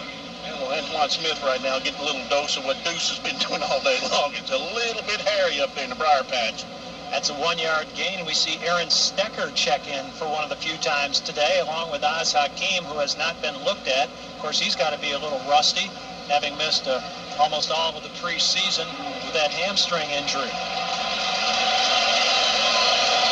He's going to be split out wide to the right with Horn inside him in the slot right. 2nd and 9 from the Panther 34. Here's Brooks dropping, stepping up, running with the football, got some room, slides down at the 29-yard line, covered up there by the linebacker Will Witherspoon after a 5-yard scramble. And this is something that I think everybody that's watched Aaron since his first year with the Saints have wanted to see more of. Well, you know, I mean, he's a couple years ago, he threw 24 touchdown passes, and he only had 8 interceptions that year, which is a remarkable ratio there. But the thing that Aaron would do when he would get in trouble like that, he'd throw the ball out of bounds and just get rid of it. Now, you know what? Hey, I'm going to run for 5 yards and just slide down. Nobody can touch me. And, you know, now you put yourself in a 3rd and short situation. 3rd and 4 from the Panther 29. Saints in the shotgun. Brooks calls for the ball, gets it off on the delay. This is going to be Stecker, I believe, who will not get there. I don't know. I think it depends. I think he's right at it, Jim. I believe he's got it because the official is only about an inch or two away from the 25-yard line. It looks like the sticks are about a foot away. Looks like he might have a foot. The hook might be 4th and a foot, or he barely got it. Well, let's go right down to Kenny Wilkerson. No, it's going to be, it is going to be short, but it's not going to be by much. I'm looking at where this stick is. I mean, it's going to be right there, but based on the way I'm standing right at it, it looks like he is going to be a little bit short. But in this type of situation with this game the way that it is in the sport, and they're only going to be maybe an inch if they didn't get it. Yeah, they now have got a much better, clearer angle of this, and it will not be a first down. They will bring the chains in from the near sideline to measure, but it didn't look like he got there even with his second and third effort. I tell you what, he did a nice job of avoiding a tackle in the backfield, just to be able to try and get those positive yards. Short by about the length of a football. Second and third effort. I tell you what, he did a nice job of avoiding a tackle in the backfield, just to be able to try and get those positive yards. Short by about the length of a football. You got to go for it. You got to have coverage offensive line can get a foot. You have you got to go for this. Well, and I mean, don't forget it's a hesitation. Oh. Yeah, and don't forget Aaron Brooks' ratio on going for it on fourth down. Yes, and also the fact that Aaron is very likely to keep the ball here and sneak it, something he's often done, rather than to avoid a handoff and a missed exchange. We'll see what the Saints want to do here. Well, I'm wondering, the officials right up in the middle of the huddle. Officials trying to get the play clock to run, and now they wind it. The Saints will go for it here on fourth and a foot from the Panther 26. Ends in tight with the exception of Dante Stallworth. The running back is McAllister. A flag has been thrown. Before the inception of the play, Carney was going to go up and over the top. The Panthers are saying this should be a legal procedure on the Saints. The officials want to talk it over. I think they might have called it on Mayberry if they do call it. They're pointing at the right guard. Now the officials are still huddling. There are two flags down, one in the middle of the field, one to the near sideline. It looks like it'll be marked off against the Saints. They gave the ball to Mike Carney, and the fullback, as they ran the play, had the first down with room to spare. Number 70, offense, 5-yard penalty, remains, fourth down. Well, that's Jamal Brown, who's been guilty of that twice, trying to get off the ball prematurely in situations like that. And so the Saints, without a choice here, will line up for the attempted field goal of 48 yards, right hash mark John Carney. Here's where we need guys, the wind also is kind of have become a crosswind. The wind is not directly in his face right now. He's got a good chance for this. It's swirling a little bit, but the wind has definitely become a crosswind. Let's look at the flag. Bauman will hold. Hauser will snap. Carney, who had a great preseason, lines it up from 48 yards, right hash mark. Snap, placement, kick, on its way, has the distance, and it has the direction, and John Carney. It's a 48-yard field goal as the Saints extend their lead. 11:56 to play, fourth quarter.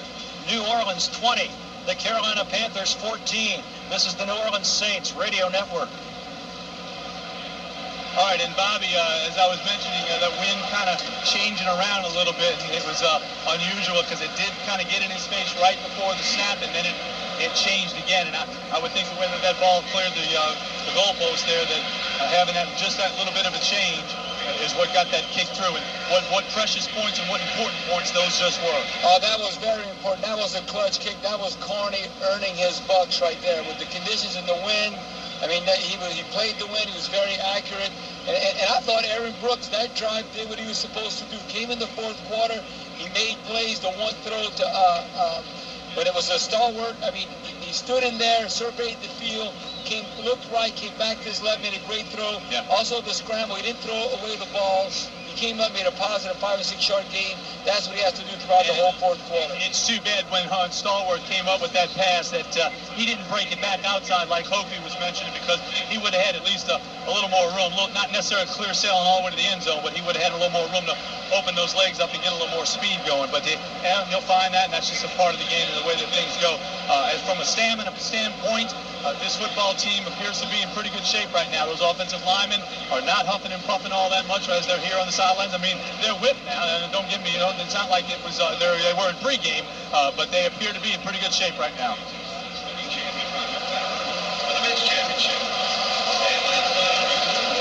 The Carolina Panthers opening at home, 7-point favorites over the New Orleans Saints. Have not led in this game and trail currently 20-14 with 11:56 to play. John Carney will kick it away into the wind with Rod Smart set to return it from his goal line. Carney with a 48-yard field goal to make it a 6-point Saint lead.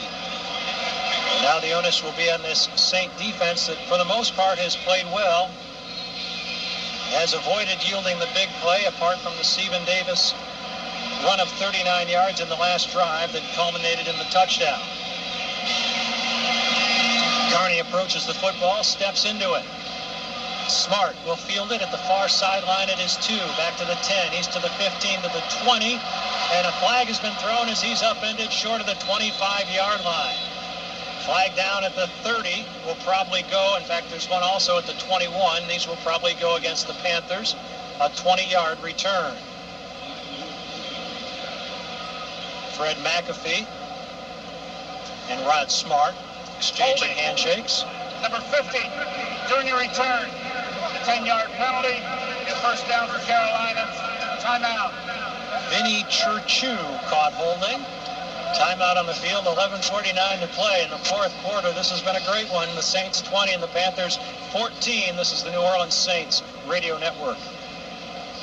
It only happens once a year. It's the 2005 Honda clearance sale going on now at Barker Honda in Houma. You can get the all-new 2005 Honda Accord EX V6 loaded for the clearance price of $23,288. Also test drive the all-new Honda Ridgeline, Pilot, Element, Odyssey minivan, Civic, and the Honda CR-V today. All at unbelievable deals at Barker Honda during the 2005 Honda clearance sale. Barker Honda, 1662 Martin Luther King Boulevard in Houma. Another clearance, another opportunity. All prices exclude tax. Our licensee dealer for details. It's football season and every armchair quarterback needs the proper equipment for the games. Get a brand new Lazy Boy at Emil's Furniture and Appliance, 609 St. Mary Street in Thibodaux. Emil's Furniture and Appliance in Thibodaux has one of the largest Lazy Boy galleries anywhere. And right now, Lazy Boys, sofas, love seats, and recliners are sale price. Plus, Emil's offers interest-free financing. Emil's Furniture and Appliance, 609 St. Mary Street in Thibodaux. Quality furniture and appliances at affordable prices.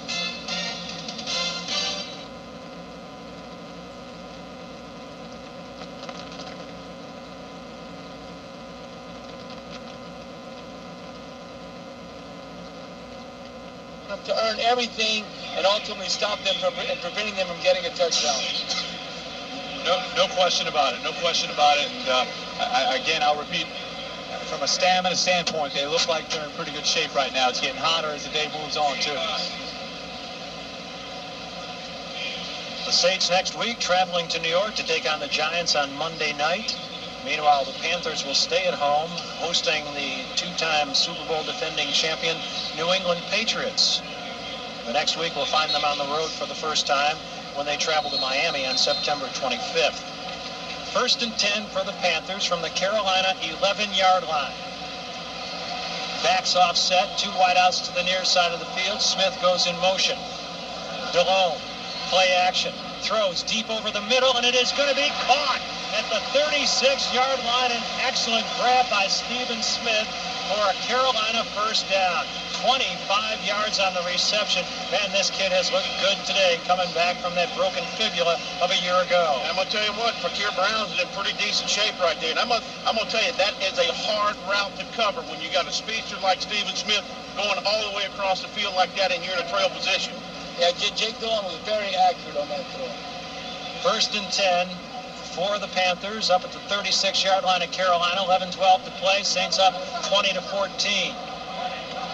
Here's Delhomme to throw again. Again, a lot of time. Pumps it twice, throws it over the middle. Completion at the 40. Still on his feet, 45 to the 48-yard line. It's going to be Stephen Smith once more. Brought down from behind by McKinnon. Boy, he's a slippery little character. That is a 14-yard gain. You know, it looks like Kobe Bockwell was trying to tell the referee that he pushed off on him, but shoot, you still got to make the tackle. Cole Hogan has the third tackle that he's missed when he's had the opportunity to make a play. Saints have had just the one sack on Jake Delhomme, who has been well protected by this revamped Carolina offensive line. First and 10 for the Panthers at midfield, 10:28 to play. Saints up 20-14. Backs offset. Handoff Foster trying to get outside to his left. Will be wrestled down by Bockwald after a short gain. Well, you know, when Kenny mentioned a minute ago that they put Ronald McKinnon in the game in place of Courtney Watson, in my opinion, I think the reason that they did it is because they were saying, Courtney's not holding up against the run. So they put McKinnon in there, and what does Carolina do? They come out throwing the ball. Not that they have been picking on McKinnon. They hadn't been going his direction, but I think they put him in there to stop the run. Carolina's throwing the ball. That's a pickup of 2. McKinnon was in on that tackle. Bockwalt, the initial tackler.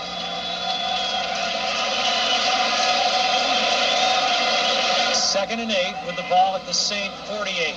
Sideman in motion. Usually they run to his direction. On the bootleg, Delhomme avoids the sack, throws it out on the right flat to Hoover. He'll be brought down by Charles Grant. But again, Jake Delhomme is not what you would call quick, but he has quick feet. He has great awareness in the pocket. And that's the second or third time today that he has slipped an obvious potential of a sack. That'll be a 3-yard gain. Yeah, it looks like, was that Jonathan Sullivan? Looks like he had a chance to get him. He's busted in there and didn't quite make the play. This is a big down right here, Jim. Third down, they're not in field goal range, score range. Here's where you want to force them to punt. 3rd and 5 at the 45. Delhomme is 16 out of 26 for 178 yards. On 3rd and 5 from the Saint 45, empty backfield as Foster goes in motion. Saints come across. This is going to be against New Orleans. Free play. Throws it downfield for Smith, and he makes a juggling reception. No, now it's jarred free, incomplete. It looked like Fakir Brown might have gotten away with pass interference as Smith is a bit shaken up. But a hard count by Jake Delhomme appeared to draw the Saints defensive line off sides. And it was 3rd and 5, so it looks like that would be a first down if the penalty goes against New Orleans.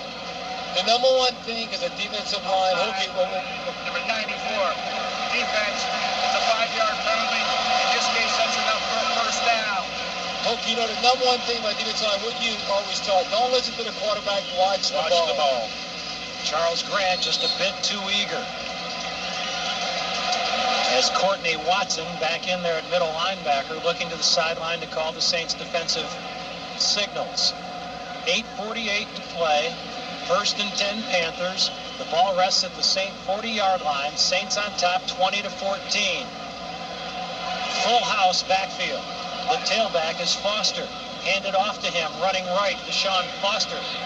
Bursts off the pile, runs to the left, still on his feet, being forced to the sideline and out of bounds by Fakir Brown. He ran into the pile to the right. It appeared that the play was over. Whistle had not blown. He spun away to the near sideline for a 19-yard gain to the Saint 21. Well, they get you caught up on some of those other scores, and these are all in the 4th quarter. Buffalo leads Houston 19-7. Cincinnati 27, Cleveland 10.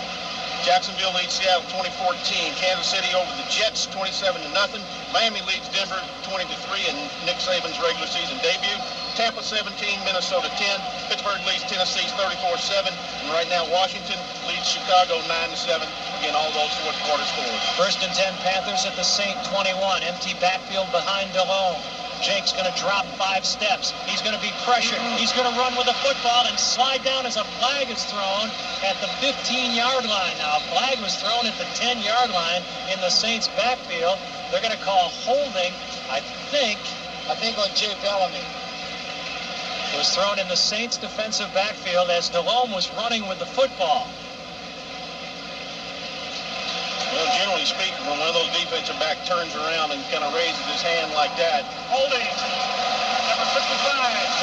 Courtney Watson. In this case, it's a run play. 5-yard penalty. First to the end of the run. First down. The defense needs to pull their neck right now and hold them to a field goal. Come on, defense. 5-yard penalty on Watson will be enforced at the end of the run, giving the Panthers a 1st and 10 at the Saint 11-yard line. Stephen Davis now in there running back with Hoover the fullback. Backs offset, 2 wideouts to the right, one of them being Sideman, who usually comes in motion as he does here into the slot. Here's Delhomme. Play action all the time in the world. Throws into the end zone, incomplete. And this might go against the Panthers. There is a flag being thrown. It looked like Steve Smith pushed the Saint defender from behind, trying to get free for that ball. Yeah, it looks like he pushed Fakir Brown. There are 2 flags thrown right at the feet of Steve Smith. Pass interference. Number 89. Offense. 10-yard penalty. Remains. First down. Yeah, they got that one right. So the penalty goes against Stephen Smith, and the Carolina offense setting the football back to the 21-yard line. This crowd is just buzzing, and almost all of them on their feet. Now here's an opportunity. Realistically, you should be able to hold them to a field goal. First and forever, got to make a play. 1st and 20 from the Saint 21. Seidman in motion. Handoff Davis. Stephen Davis running hard down to around the 15-yard line. As again, they run him right up the gut and over Willie Whitehead, who's in there at defensive tackle. Well, Jim, we got a little second here. There's a flag down back there on the 24-yard line. It's like Carolina's backing up.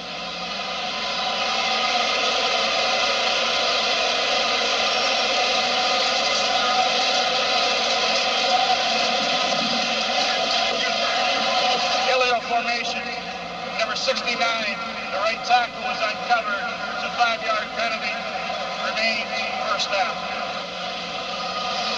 And this broadcast is presented by the authority of the National Football League and is intended for the private use of our audience. Any rebroadcast or other use of this broadcast without the express written consent of the New Orleans Saints and the NFL is strictly prohibited. It was 1st and 10 from the 11, and is now 1st and 25 from the 26. Deshaun Foster, the running back there, as Colbert goes in motion, play action Delhomme, setting up a screen to the near side of the field.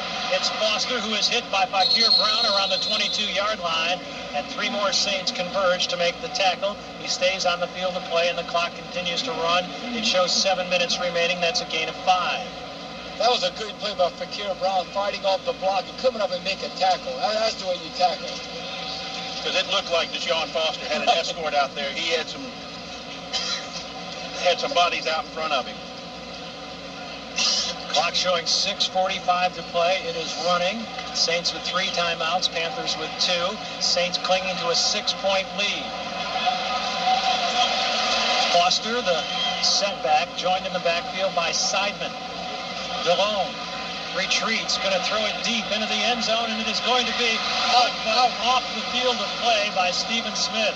Well, he's had some catches today. Boy, hasn't he? Jake Delhomme right now. He's zeroing in on Steve Smith, and I'll tell you what, Fakir Brown and Mike McKenzie are in good position, but you just watch where Jake's putting the ball. I mean, gosh, it's like he's almost putting it in a thimble. You know, Hookie, that was great body position by McKenzie. When he turned, he kind of forced him that extra half a yard to force him out of bounds. But that was the only place Jake could push it, could put it, and that was just a great play by McKenzie. Well, this is big here, obviously. 3rd and 20 from the 21. One time, defense, one time. 3 wideouts to the near side of the field. Foster behind Delhomme. Jake, half rollout, stops, throws into the end zone, and it is caught again off the field of play by Smith and incomplete. Stephen Smith hasn't dropped much of anything today. Jake's just had a hard time keeping it on the field to play with his last 2 throws. He's made some remarkable catches, but he ain't getting credit for it. Boy, the Saints haven't put much pressure on Jake Delhomme today. Fakir Brown covering Smith step for step, including some 5 yards off the field where the catch was made. So on comes John Casey to attempt a 39-yard field goal from the left hash mark. Snap, placement. Casey's attempt is up, and it is good. So the Panthers settle for 3 and draw within 3 with 6:17 to play. It's the Saints 20 and the Panthers 17. This is the New Orleans Saints Radio Network. Love traction? The Honda 4-stroke engine generating the kind of low-down, obstacle-overcoming torque you'll need to get through a 2006 4-Track Rancher 4x4. See it now at Cycle World, 5509 West Park Avenue in Houma. Honda, best on earth. Remember, Honda recommends this ATV only for riders 16 years and older, and recommends that all ATV riders take a training course. If you need an outboard and you want the best possible value, well, Evolution Marine has the awesome Mercury Optimax engines. It can fulfill your need with less money. The Mercury Optimax won't let a day on the water be ruined by a big fuel bill. Optimax can save you up to half on gas expenses and also carries a 3-year warranty. And all commercial fishermen, you can receive a 10% rebate check from Mercury Marine on an engine purchase. Come by Evolution Marine for your boating needs. 1413 Barrel Street in Houma, Highway 70 in Morgan City. Downhouse and Cure-All Marine Contractors has been providing employment opportunities for nearly 60 years. Right now, Denhouse and Curall is hiring production operators, welders, fitters, crane operators, roustabouts, and 200-ton press brake operators for local and offshore positions. Denhouse and Curall is offering a full complement of benefits, vacation bonuses, and long-term contracts. Call 985-693-3313 or visit their website, www.danhouse.com, for more information. Panthers have a new special teams coach this year in Danny Crossman, who's been promoted from the assistant ranks as an assistant special teams coach. He is now the special teams coach of the Panthers. And they'll be kicking it away. Will John Casey, what has been a following wind at his back. Michael Lewis stands back at the 2-yard line with Fred McAfee alongside. A line drive kick. It's going to go all the way back to the 9-yard line where it's picked up by Lewis. Michael Lewis running somewhat tentatively as a flag is thrown at the 34-yard line, is forced out of bounds around his 30-yard line. This is going to be a hold, I would think, against the Saints, and that doesn't help. Holding. Number 89, during the return, a 10-yard penalty, first down for New Orleans, timeout. That's Lamont Hall, the former Clemson Tigers. 6:11 to play. Saints clinging to a 3-point, 20-17 lead. This is the New Orleans Saints Radio Network. Well, Bobby, so much for field position and a good return, but you know what? You know, 1 or 2 plays and you're okay. I mean, they've just got to buckle it down here and run Deuce McAllister, and if they can get a couple of runs, then that'll get play action back for them, and they'll be fine. They just got to buckle it down, not make any mistakes. That's the critical thing right now. No offside. The crowd's getting into it more and more as this game goes on. They've got to really, really buckle down their discipline. Yeah, that's the situation, you don't want to lose those 10 or 15 yards strictly because of the field position, but yeah, Aaron Brooks just needs to do the same thing he did the last time the offense had the ball. He made wise decisions with his arms and with his legs. You've seen he's had a couple of good runs this game. When he's and been spectacular runs, has been very productive. Talking about 6-7 yard type runs, and when he has the chance to do that, you don't need to throw the ball away. He needs to be able to take advantage of that. And right now is the time where the offensive line needs to look at each other in the eye and say, listen, we control our own destiny right now. 6 minutes left in the game. If we drive it down and get first down after first down, we can't lose the game. So hopefully they'll take that approach. They need to be smart here. There's no question about it. They need to be smart here and control this football right here. And I'll tell you another thing, a little side note, Courtney Watson and Winston Moss, not necessarily squaring off, but I mean immediately Winston Moss going to Courtney Watson and really getting in his face about how things have been going so far. Courtney Watson this entire game needs to step it up. Linebackers Witherspoon and Morgan exhorting the crowd, asking them to get behind them. Won't take much encouragement for this sold-out Bank of America crowd. As the Saints have the football at the New Orleans 19-yard line with 6:11 to play.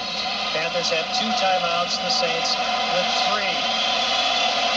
Deuce McAllister back in the backfield alongside Mike Carney as the backs are offset.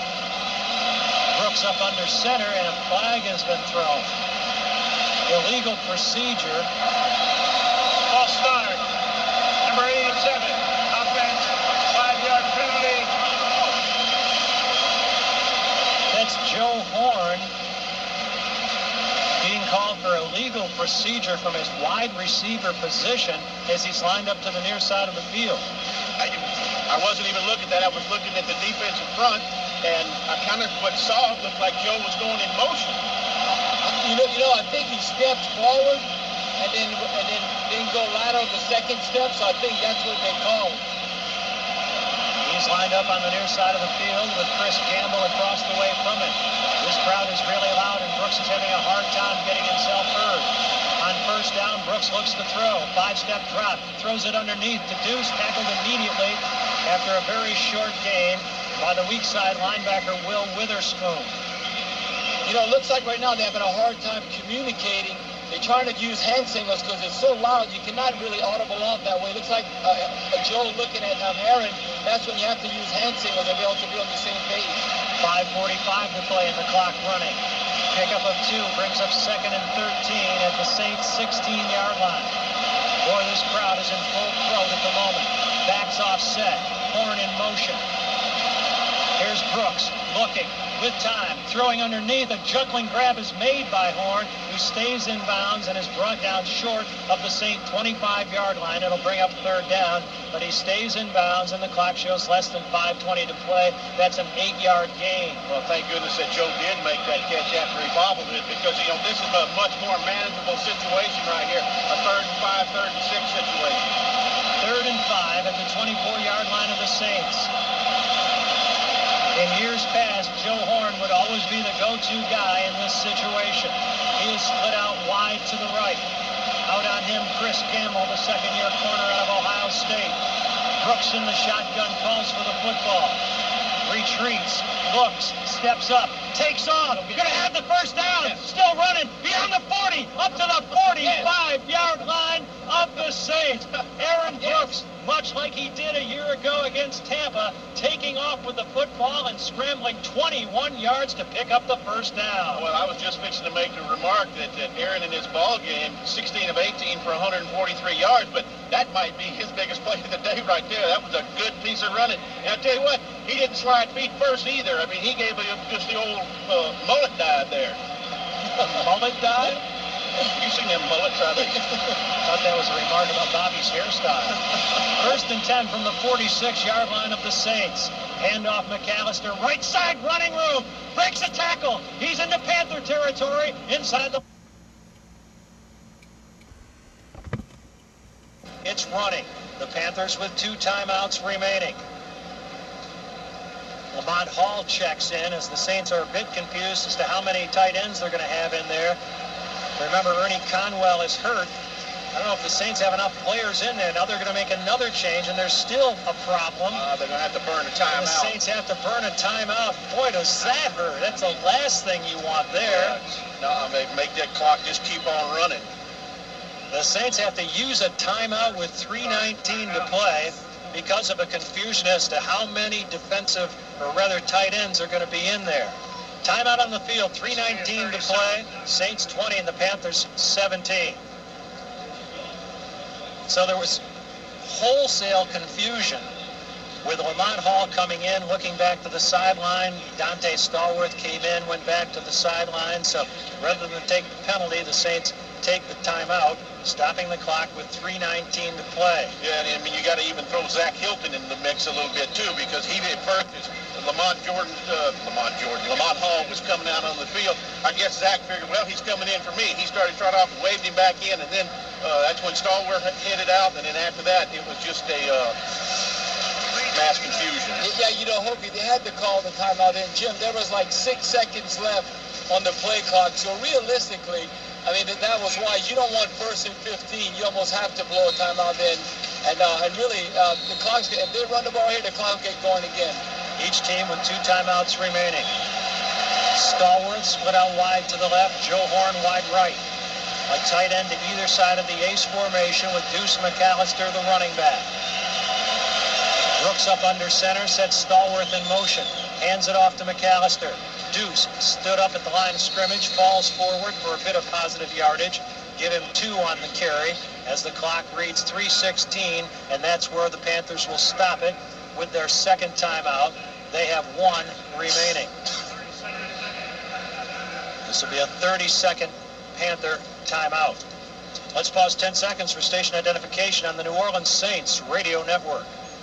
You're listening to New Orleans Saints football here on C107.5 KCIL, Houma, Thibodaux, New Orleans. New Orleans. Well, my thanks go out to Bobby Hebert and Kenny Wilkerson for helping us fill in this broadcast, which has been primarily commercial-free for those of you listening in New Orleans as we understand it. And I think you'd have to say that in all the tragedy and chaos that the Saints and their fans have endured in the last 2 weeks, this has been a 3.5-hour respite from that, because your mind has certainly been on football. If you're a Saints fan, it has been taut, tense, tough throughout. 6th play of this drive upcoming. It started on the Saint 19-yard line and has reached the Carolina 42. Split back formation, 2 wideouts to the near side of the formation. Brooks looking to throw. Can't find anybody, throws the ball away as he's hit from behind. That's not bad. That's a good play. That's a good play by Aaron going forward with the ball. Even though it was incomplete, that was a quick and rational decision. That wasn't bad. It stops the clock with 3:13 to play. 3:13 to play.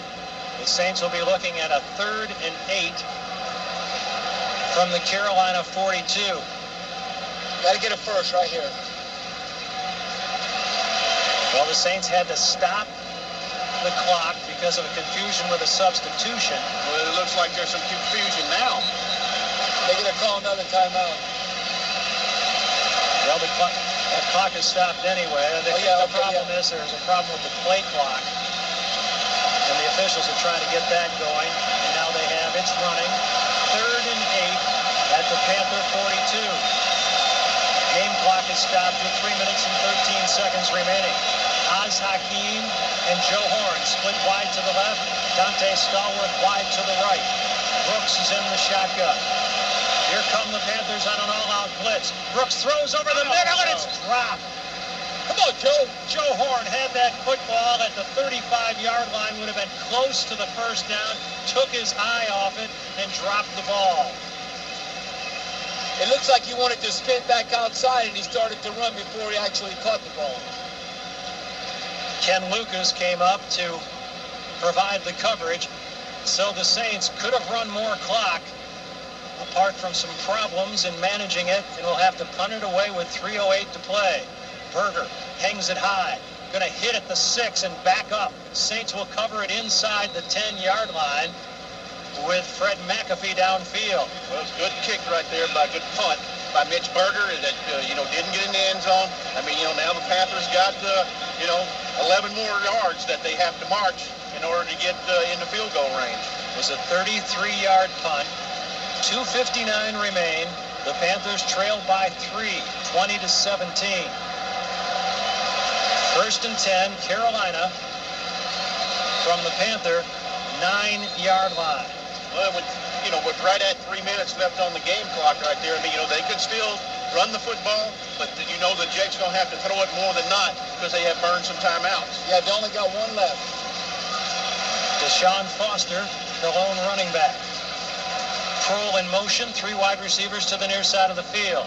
Delhomme play action, and he is going to throw over the middle of the field, and it is caught again by Stephen Smith on a beautiful grab up at the 33-yard line. That guy must have a vertical leap of about 46 inches. That's a 24-yard gain, but Smith is not getting up. I think that's one of them things right there. He went up very high to get that ball, and I think he's just got the wind knocked out of him. Came right down on Fakir Brown, who again had good coverage. You really can't fault Fakir Brown, but Steve Smith has made circus catch after circus catch. The go-to guy now in this passing attack in the absence of Muhsin Muhammad. And boy, oh boy, has he delivered today. Well, I'll tell you what, based on the games that I have seen when the Saints have played Carolina, I don't think Muhsin Muhammad ever had a day like this. Well, he was a big, tall, rangy target at 6'4", which quarterbacks like. Smith is only 5'9", but with great leaping ability, he plays a whole lot bigger than that.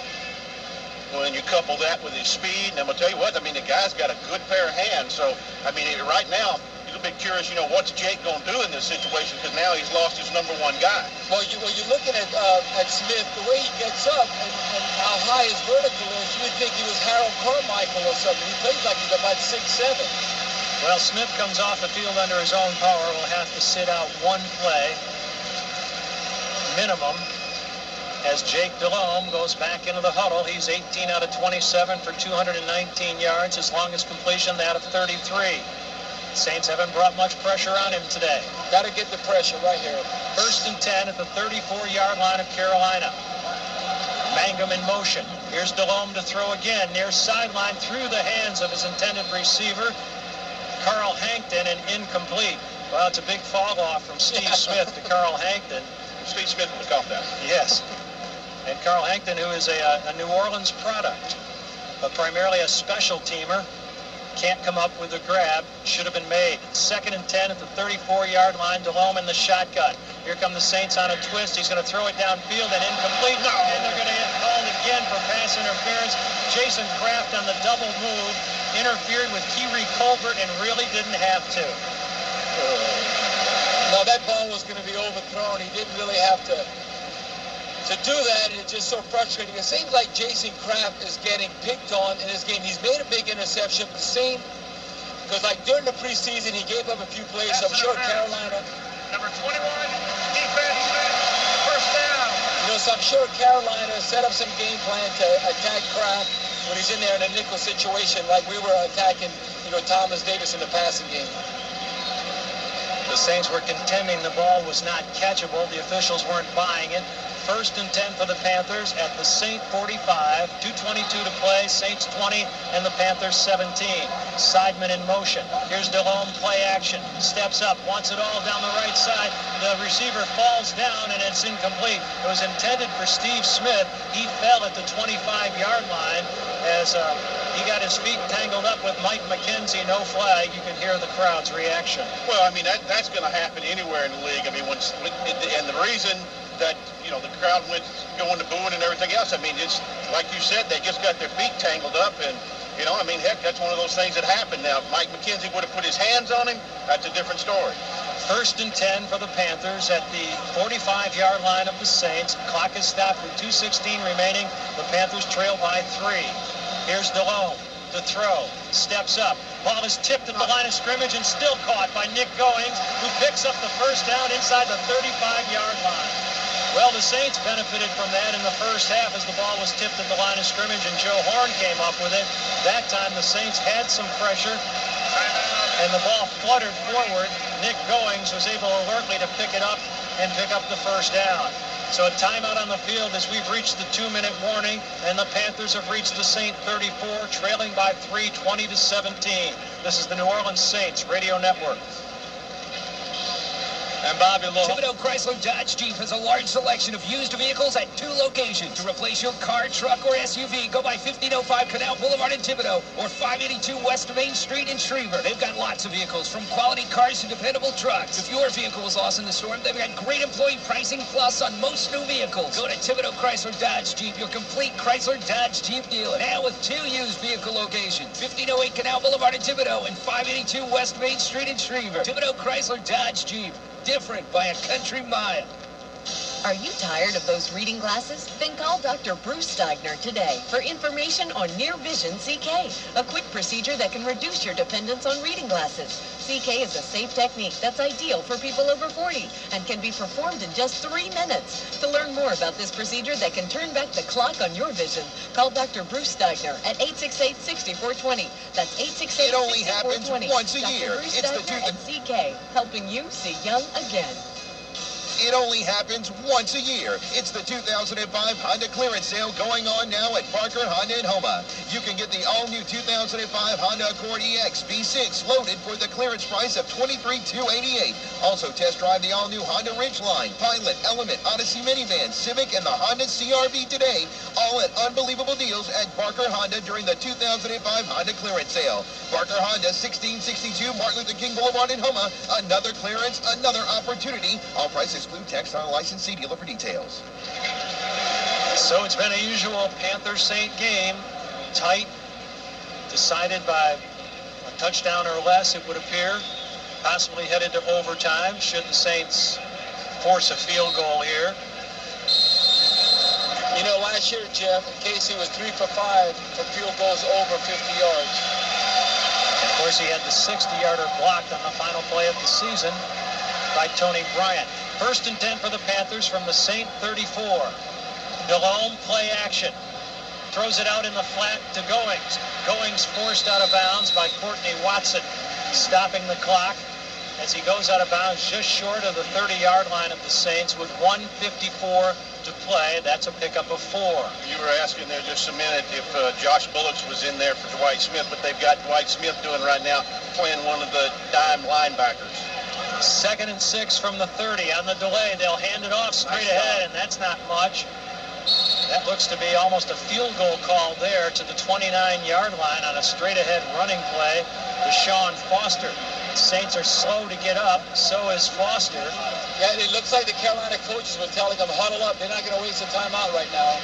Clock is running with 1:30 to play. The Panthers look at 3rd and 5 from the Saint 29. Well within the range of John Casey, the last original Carolina Panther. Deshaun Foster lines up in the backfield to the right of Delhomme, who goes to the shotgun with 5 receivers. Delhomme going to throw over the middle, and it's incomplete. Intended for Ricky Prohl, the coverage by Mike McKenzie. Prohl complaining that he was interfered with, and on comes John Casey with 1:08 to play to try to tie this thing up.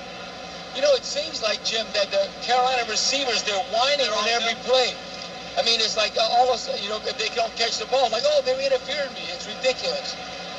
This is going to be a 46-yard attempt right between the hash marks with Jason Baker to hold, Jason Kyle to snap it. Snap, placement, kick, on its way, and it is good. We got a new ball game with 1:04 to play. John Casey connects on a 46-yard field goal, and we're tied at 20. Well, this is you got plenty of time on the clock. What do the Saints have? They got two timeouts remaining. So you got 1 minute and 4 seconds. You get yourself a good return right here from Michael Lewis. You got plenty of time. Because all you got to do is get yourself into a position to kick a field goal. You know, we need to get great field position right here. Look at 30, 35. You know, you get a couple of first downs, 2 timeouts. That's like an eternity. You know, we have the kicker to make the kick. Yeah, and Al Evers needs to be in that huddle with the kickoff return team saying, guys, be smart. No holding, no blocking the back, anything like that. Let's not put ourselves behind the 8 ball.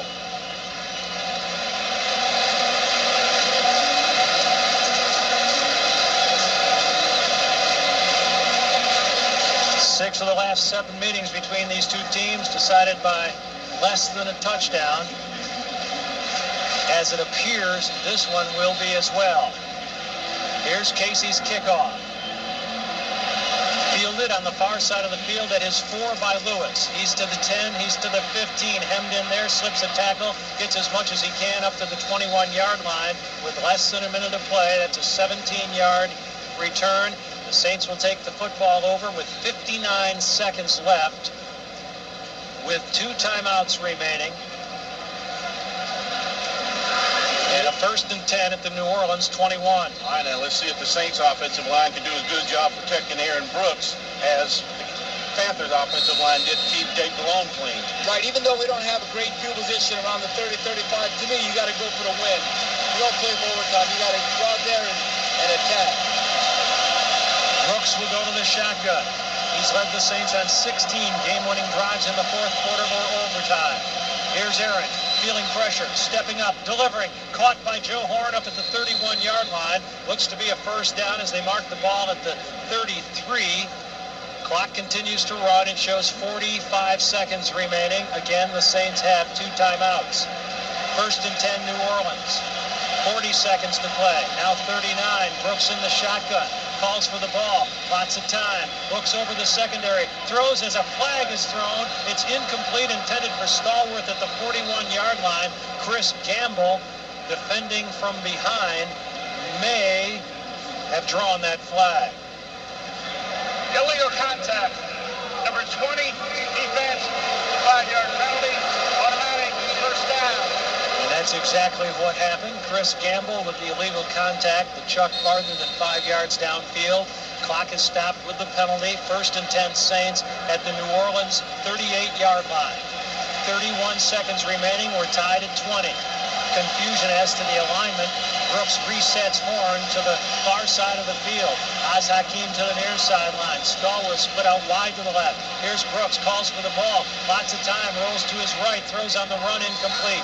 Hakeem coming back for the ball, but it was thrown off the field of play to stop the clock with 25 seconds left. Pressure from Mike Rucker from his right defensive end position. And that's a smart play right there by Aaron Brooks. We've seen him earlier in the ball game break out there and run, but he knows if he's running, he's burning up clock. So right there, he just threw it away. Yeah, we got second down. Realistically, got to get 25, 30 yards to get in field goal range. It doesn't matter what part of the field you throw the ball because you have 2 timeouts left. Stallworth split out wide to the left with Horn in a slot left position. Wide to the right, it's Oz Hakeem. Brooks in the shotgun. Calls for the ball. Panthers rush 4. Brooks steps up and delivers. Yes! Caught inside the 40 at the 38-yard line by Joe Horn. He'll stop the clock after a 24-yard grab with 19 seconds left. The Saints have reached the 38-yard line. That'd be a 55-yard field goal attempt if they go no farther, but they also have one more timeout remaining and 19 seconds on the clock. Well, Joe Horn had an earlier drop that hurt the Saints, but not that time. He made a dynamite catch, getting behind the nickelback Ricky Manning Jr. and hauling in the high pass from Aaron Brooks, who threw it with a lot of mustard on it on a line, down to the hash mark and down to the 37-yard line of the Panthers. And let's go right down to Kenny Wilkerson. And they need more yardage, guys. 19 seconds and a first down. They need more yardage. They do have the timeout because the wind has picked back up, and it is blowing a lot harder. I mean, they're right at that, around that area before where Carney just barely cleared it. They definitely need more yardage. The wind it's got its moments where it picks up and dies down, but it has definitely getting back in their face right now. Yeah, they need to get about 10 more yards to tell you. That was a great throw by Aaron Brooks that last pass. Stallworth split out wide to the left. Horn wide right with Hakeem inside him. Brooks in the shotgun. McAllister stands to his right. Brooks calls for the ball, throws the out route to the left side, caught. Caught on the far sideline by Stallworth, stepping out of bounds, stopping the clock with 15 seconds left. That's a 5-yard gain. I was going to say there just a minute ago with 19 seconds, you've got time to run 3 plays easy. And, I mean, if you're going to continue to do stuff like this, I mean, you can even get in a couple of more plays. They will spot the football at the 32-yard line of the Panthers. It's a 49-yard field goal from here. The Saints want more. Stallworth split out wide to the left with Horn inside him. Michael Lewis split out wide to the right. Brooks up under center, hands it off to McAllister. McAllister runs hard, straight ahead to around the 28-yard line with 8 seconds left, now 7. The clock will be stopped after a 4-yard gain, and on will come John Carney. The Panthers call timeout to try to apply a little ice to the leading current point totaler in the NFL. The leading scorer at the moment among active players is John Carney, and he'll have the opportunity to be a hero here. And let's go right down to Kenny Wilkerson. And guys, the only thing I can tell you is that when the ball is snapped here, it's dead center in the middle of the field. It's perfect for John Carney. And when the ball gets snapped, if the wind, like right now, I'm underneath the goalpost, and the wind is not blowing. Yeah, you can the wind see the stays flags, like that, right? He's going to be all right. Listen, all of you back in your Harlem, say your rosary beads, say a prayer right now that that wind dies down as soon as he kicks the ball, right now. Right between the hash marks is where Todd Bauman will kneel, 47 yards away from the uprights. They are 18 feet 6 inches apart. And John Carney hopes that he has them measured. Hauser to snap it. He does. Bauman puts it down. The kick is up. Has the distance, and it is good!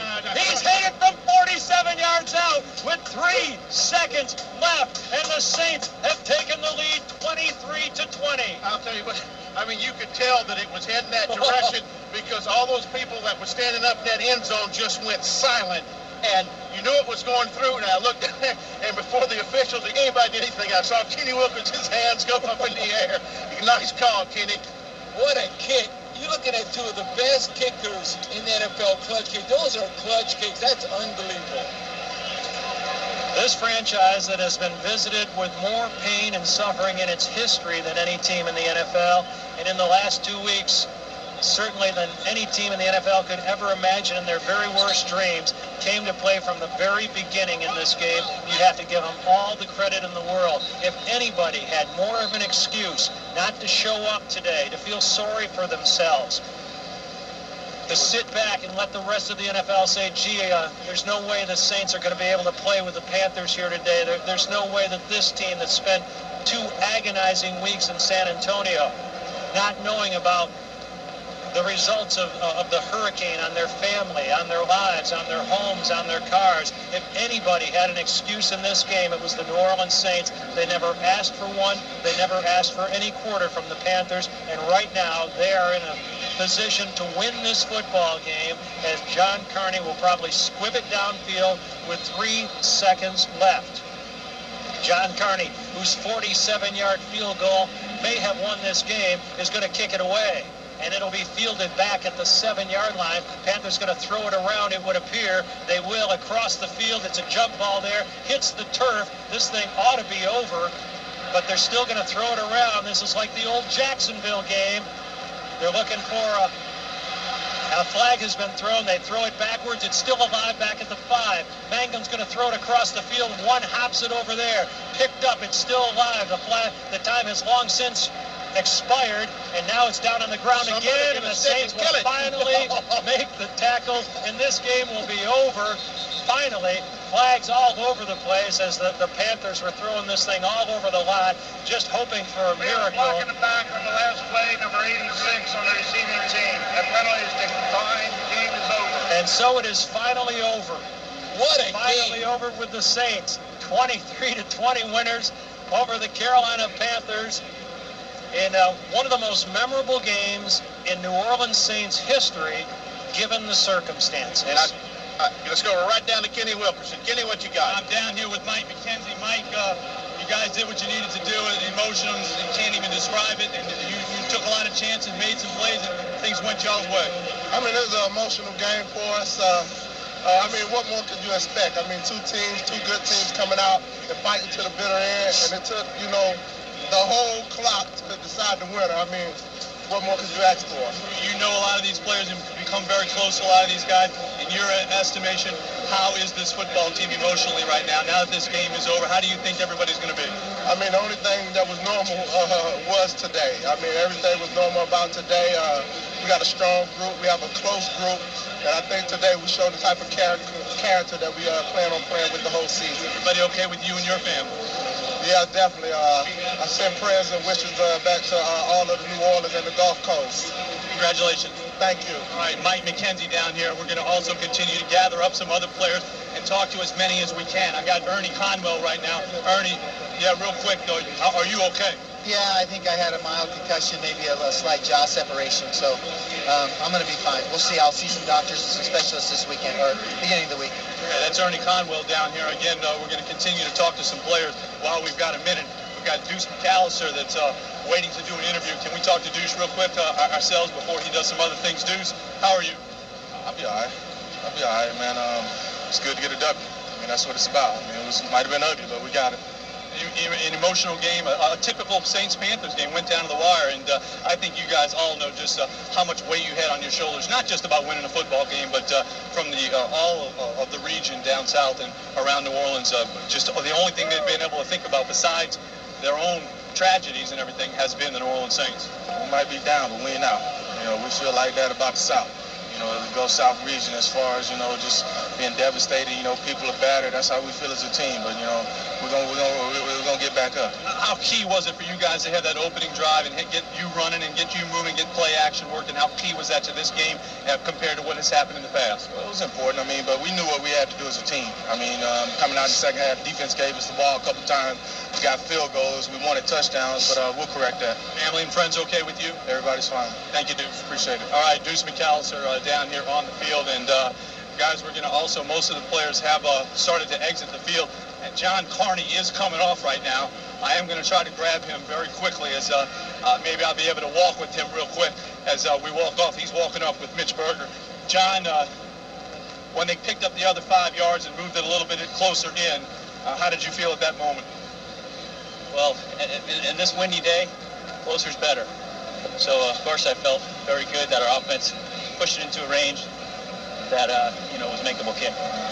Just how, can you put into words just how important this win was for you guys as well as what y'all know about what's happened back home? This is huge, not only for the team of the Saints, but the New Orleans area, the Gulf Coast area. We're not only playing for ourselves, we're playing for those guys, those people, those victims, those evacuees. and we thank the Lord we came away with the win on this one. Congratulations, John. Thanks, Kenny. Okay, John Carney down here on the field, and with that, most of the players have exited. I might be able to grab Joe Horn real quick as we walk off the field. Joe, real fast before you head into the locker room. Can you describe how you and this football team feels right now? Well, Kenny, we started out the game pretty well. We had some differences that we could have made up for, but we came back and we made it work when it counted.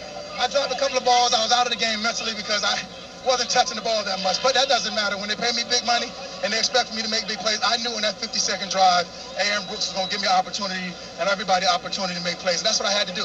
It's not how you start, it's how you finish. That one play, even before you made the catch, you had a seam route wide open down the middle. They just missed it, but he came right back to you. Without a doubt. When I'm in that slot and they go on bump and run coverage, it's going to be a long day. And that's what they try to do, jam me on the line, and I got off of them. Family and friends, everybody okay with you? I like to say to New Orleans, we love you, Alabama, Mississippi. Everybody that was devastated by the storm, we love you. Thank you, Joe. Congratulations. All right, and with that, I think that it pretty much has cleared the field. And I'll throw it back upstairs to you guys. What a game. John Carney's 47-yard field goal with 3 seconds left in regulation wins it for the Saints this afternoon. And Saints fans, as you heard the Saints say, that one was for you. There might be a little bit less of it, but the South will rise again. That's the end of our game with the score of the Saints 23 and the Carolina Panthers 20. We'll be back in 60 seconds with a wrap-up of today's game on the Saints Radio Network. It's football.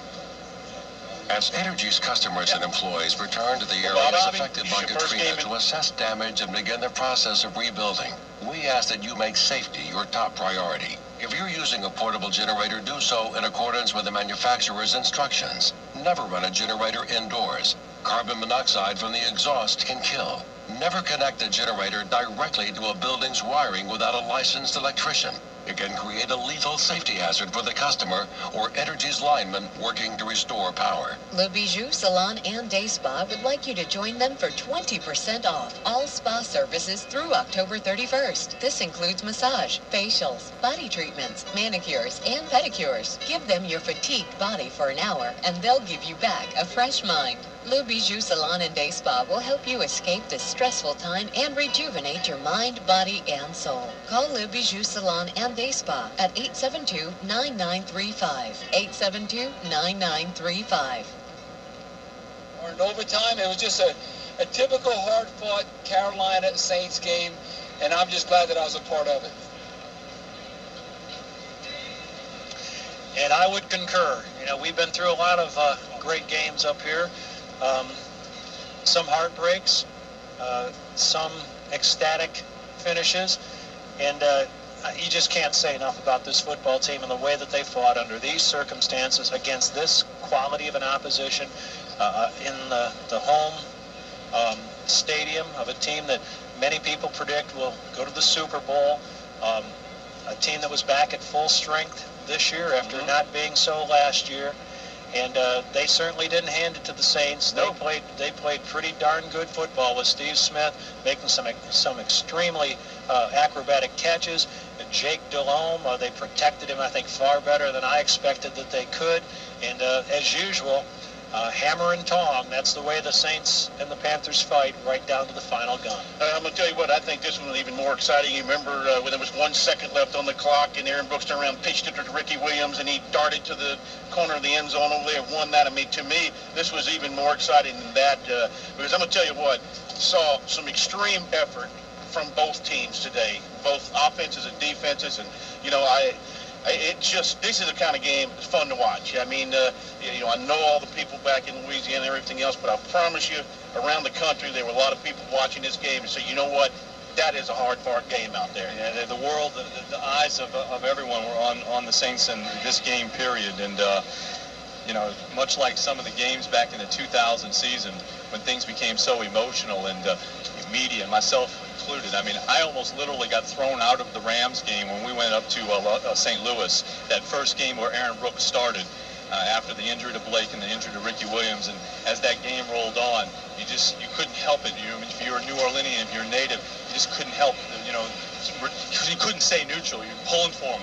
And I'm down there hollering, at some points hollering and screaming. Same thing back in that year in the San Francisco game. We went out to San Francisco and that game went back and forth, and Brooks was taking them down the field, and people giving, you hollering and screaming, and that's how it was today. And you know what? For the first time, I think ever, most of your officials down that work the sidelines and on the road with the visiting team and all that kind of stuff, they look at you a little crazy if they see you kind of rooting or whatever and things like that. Well, it's almost like these people, officials and fans, while they know they lost the game, they also probably, you can kind of tell, they kind of almost can swallow it, and that it was okay that the Saints were able to do what they did today. Now they're 0-1, the Saints are 1-0, and the next week will be, who knows for this football team, as far as we talked about in pregame, when they practiced and when they worked and they were doing their job, they were into it. The rest of the time, they're watching TV and they're doing the same things, and they're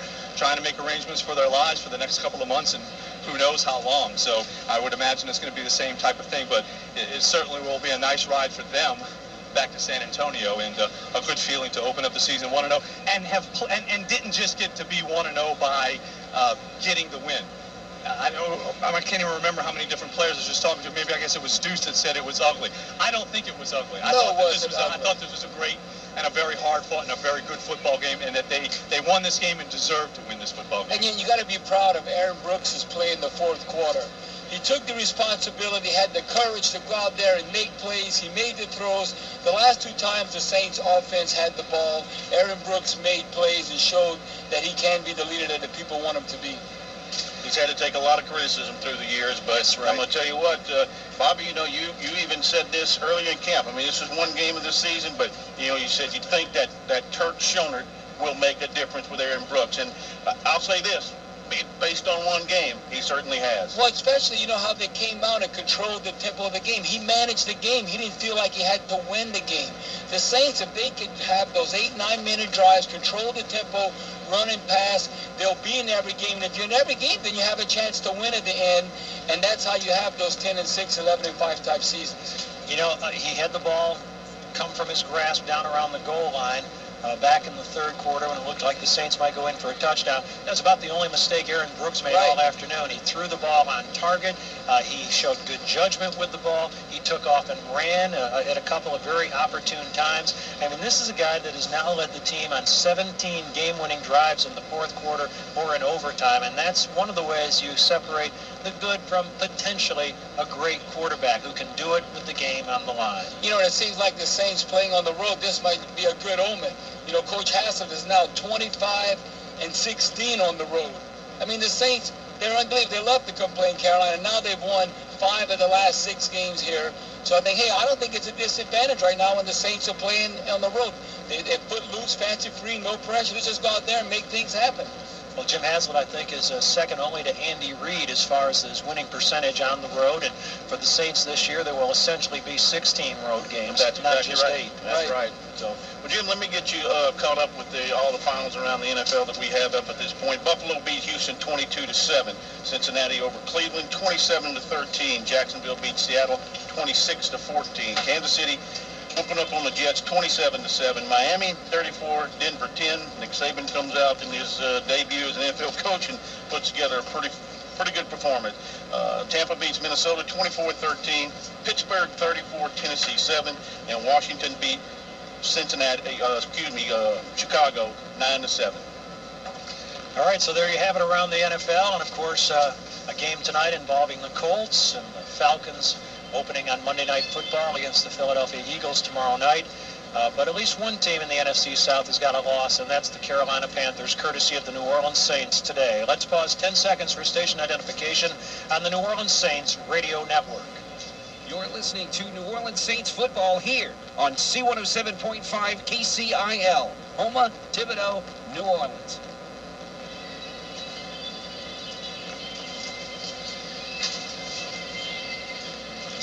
Well, the stadium is all but empty at the moment.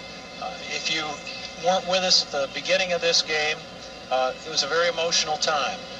the fans of the Carolina Panthers gave the Saints a standing ovation as they came on the field. Well, when we parked out there in the parking lot, of course, things are so different for everybody because, we would normally take a cab over here and then, we'd ride back on the bus to the airport and everything else. And people would see the Louisiana license plate and, ask us, did we have damage at our home and everything else. So these people around here that were just out there tailgating were very supportive and very concerned about conditions on the Gulf Coast. And they did an awful lot of things here as far as fundraising efforts in the stadium, around all of Charlotte, to help out the storm victims and the evacuees. There are a lot of evacuees in the Carolinas. I was down in Clemson this week. They've taken in a number there.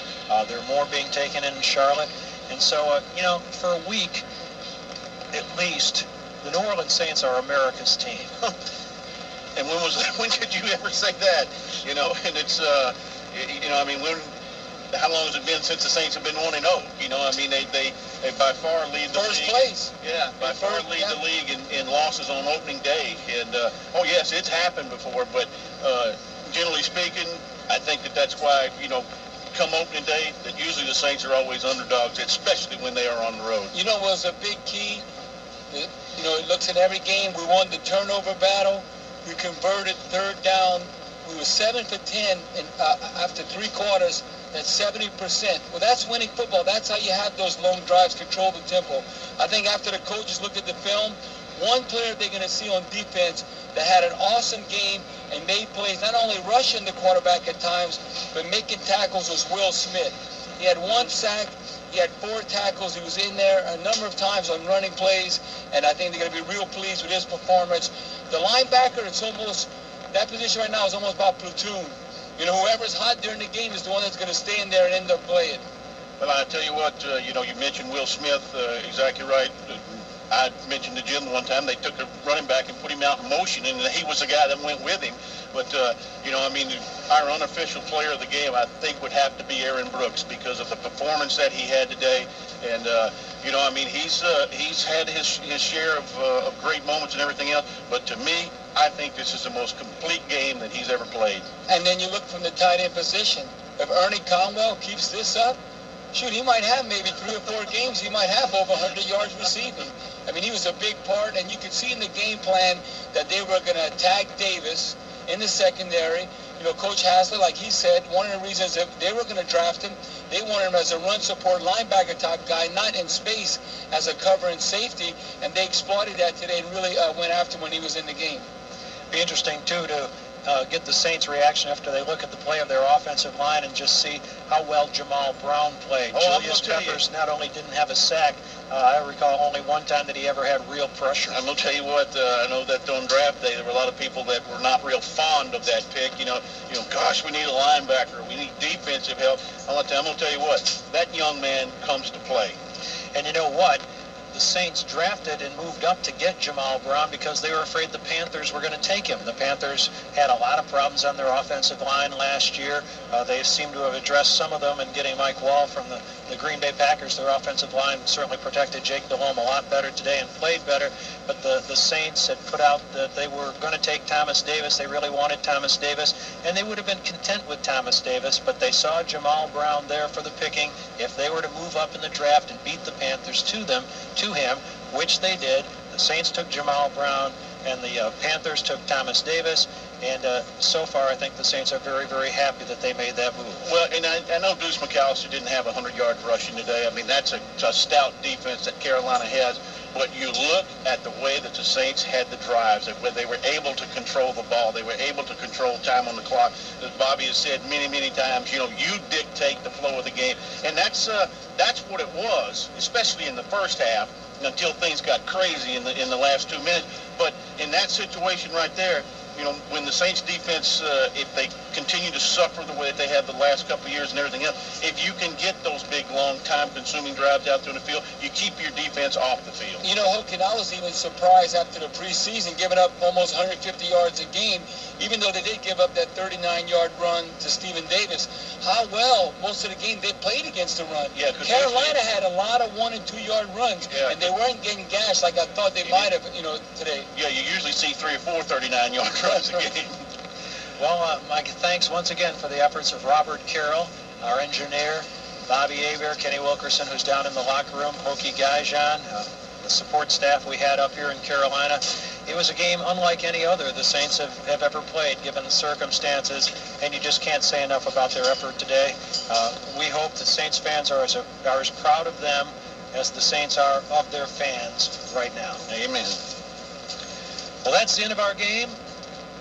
This is the New Orleans Saints Radio Network.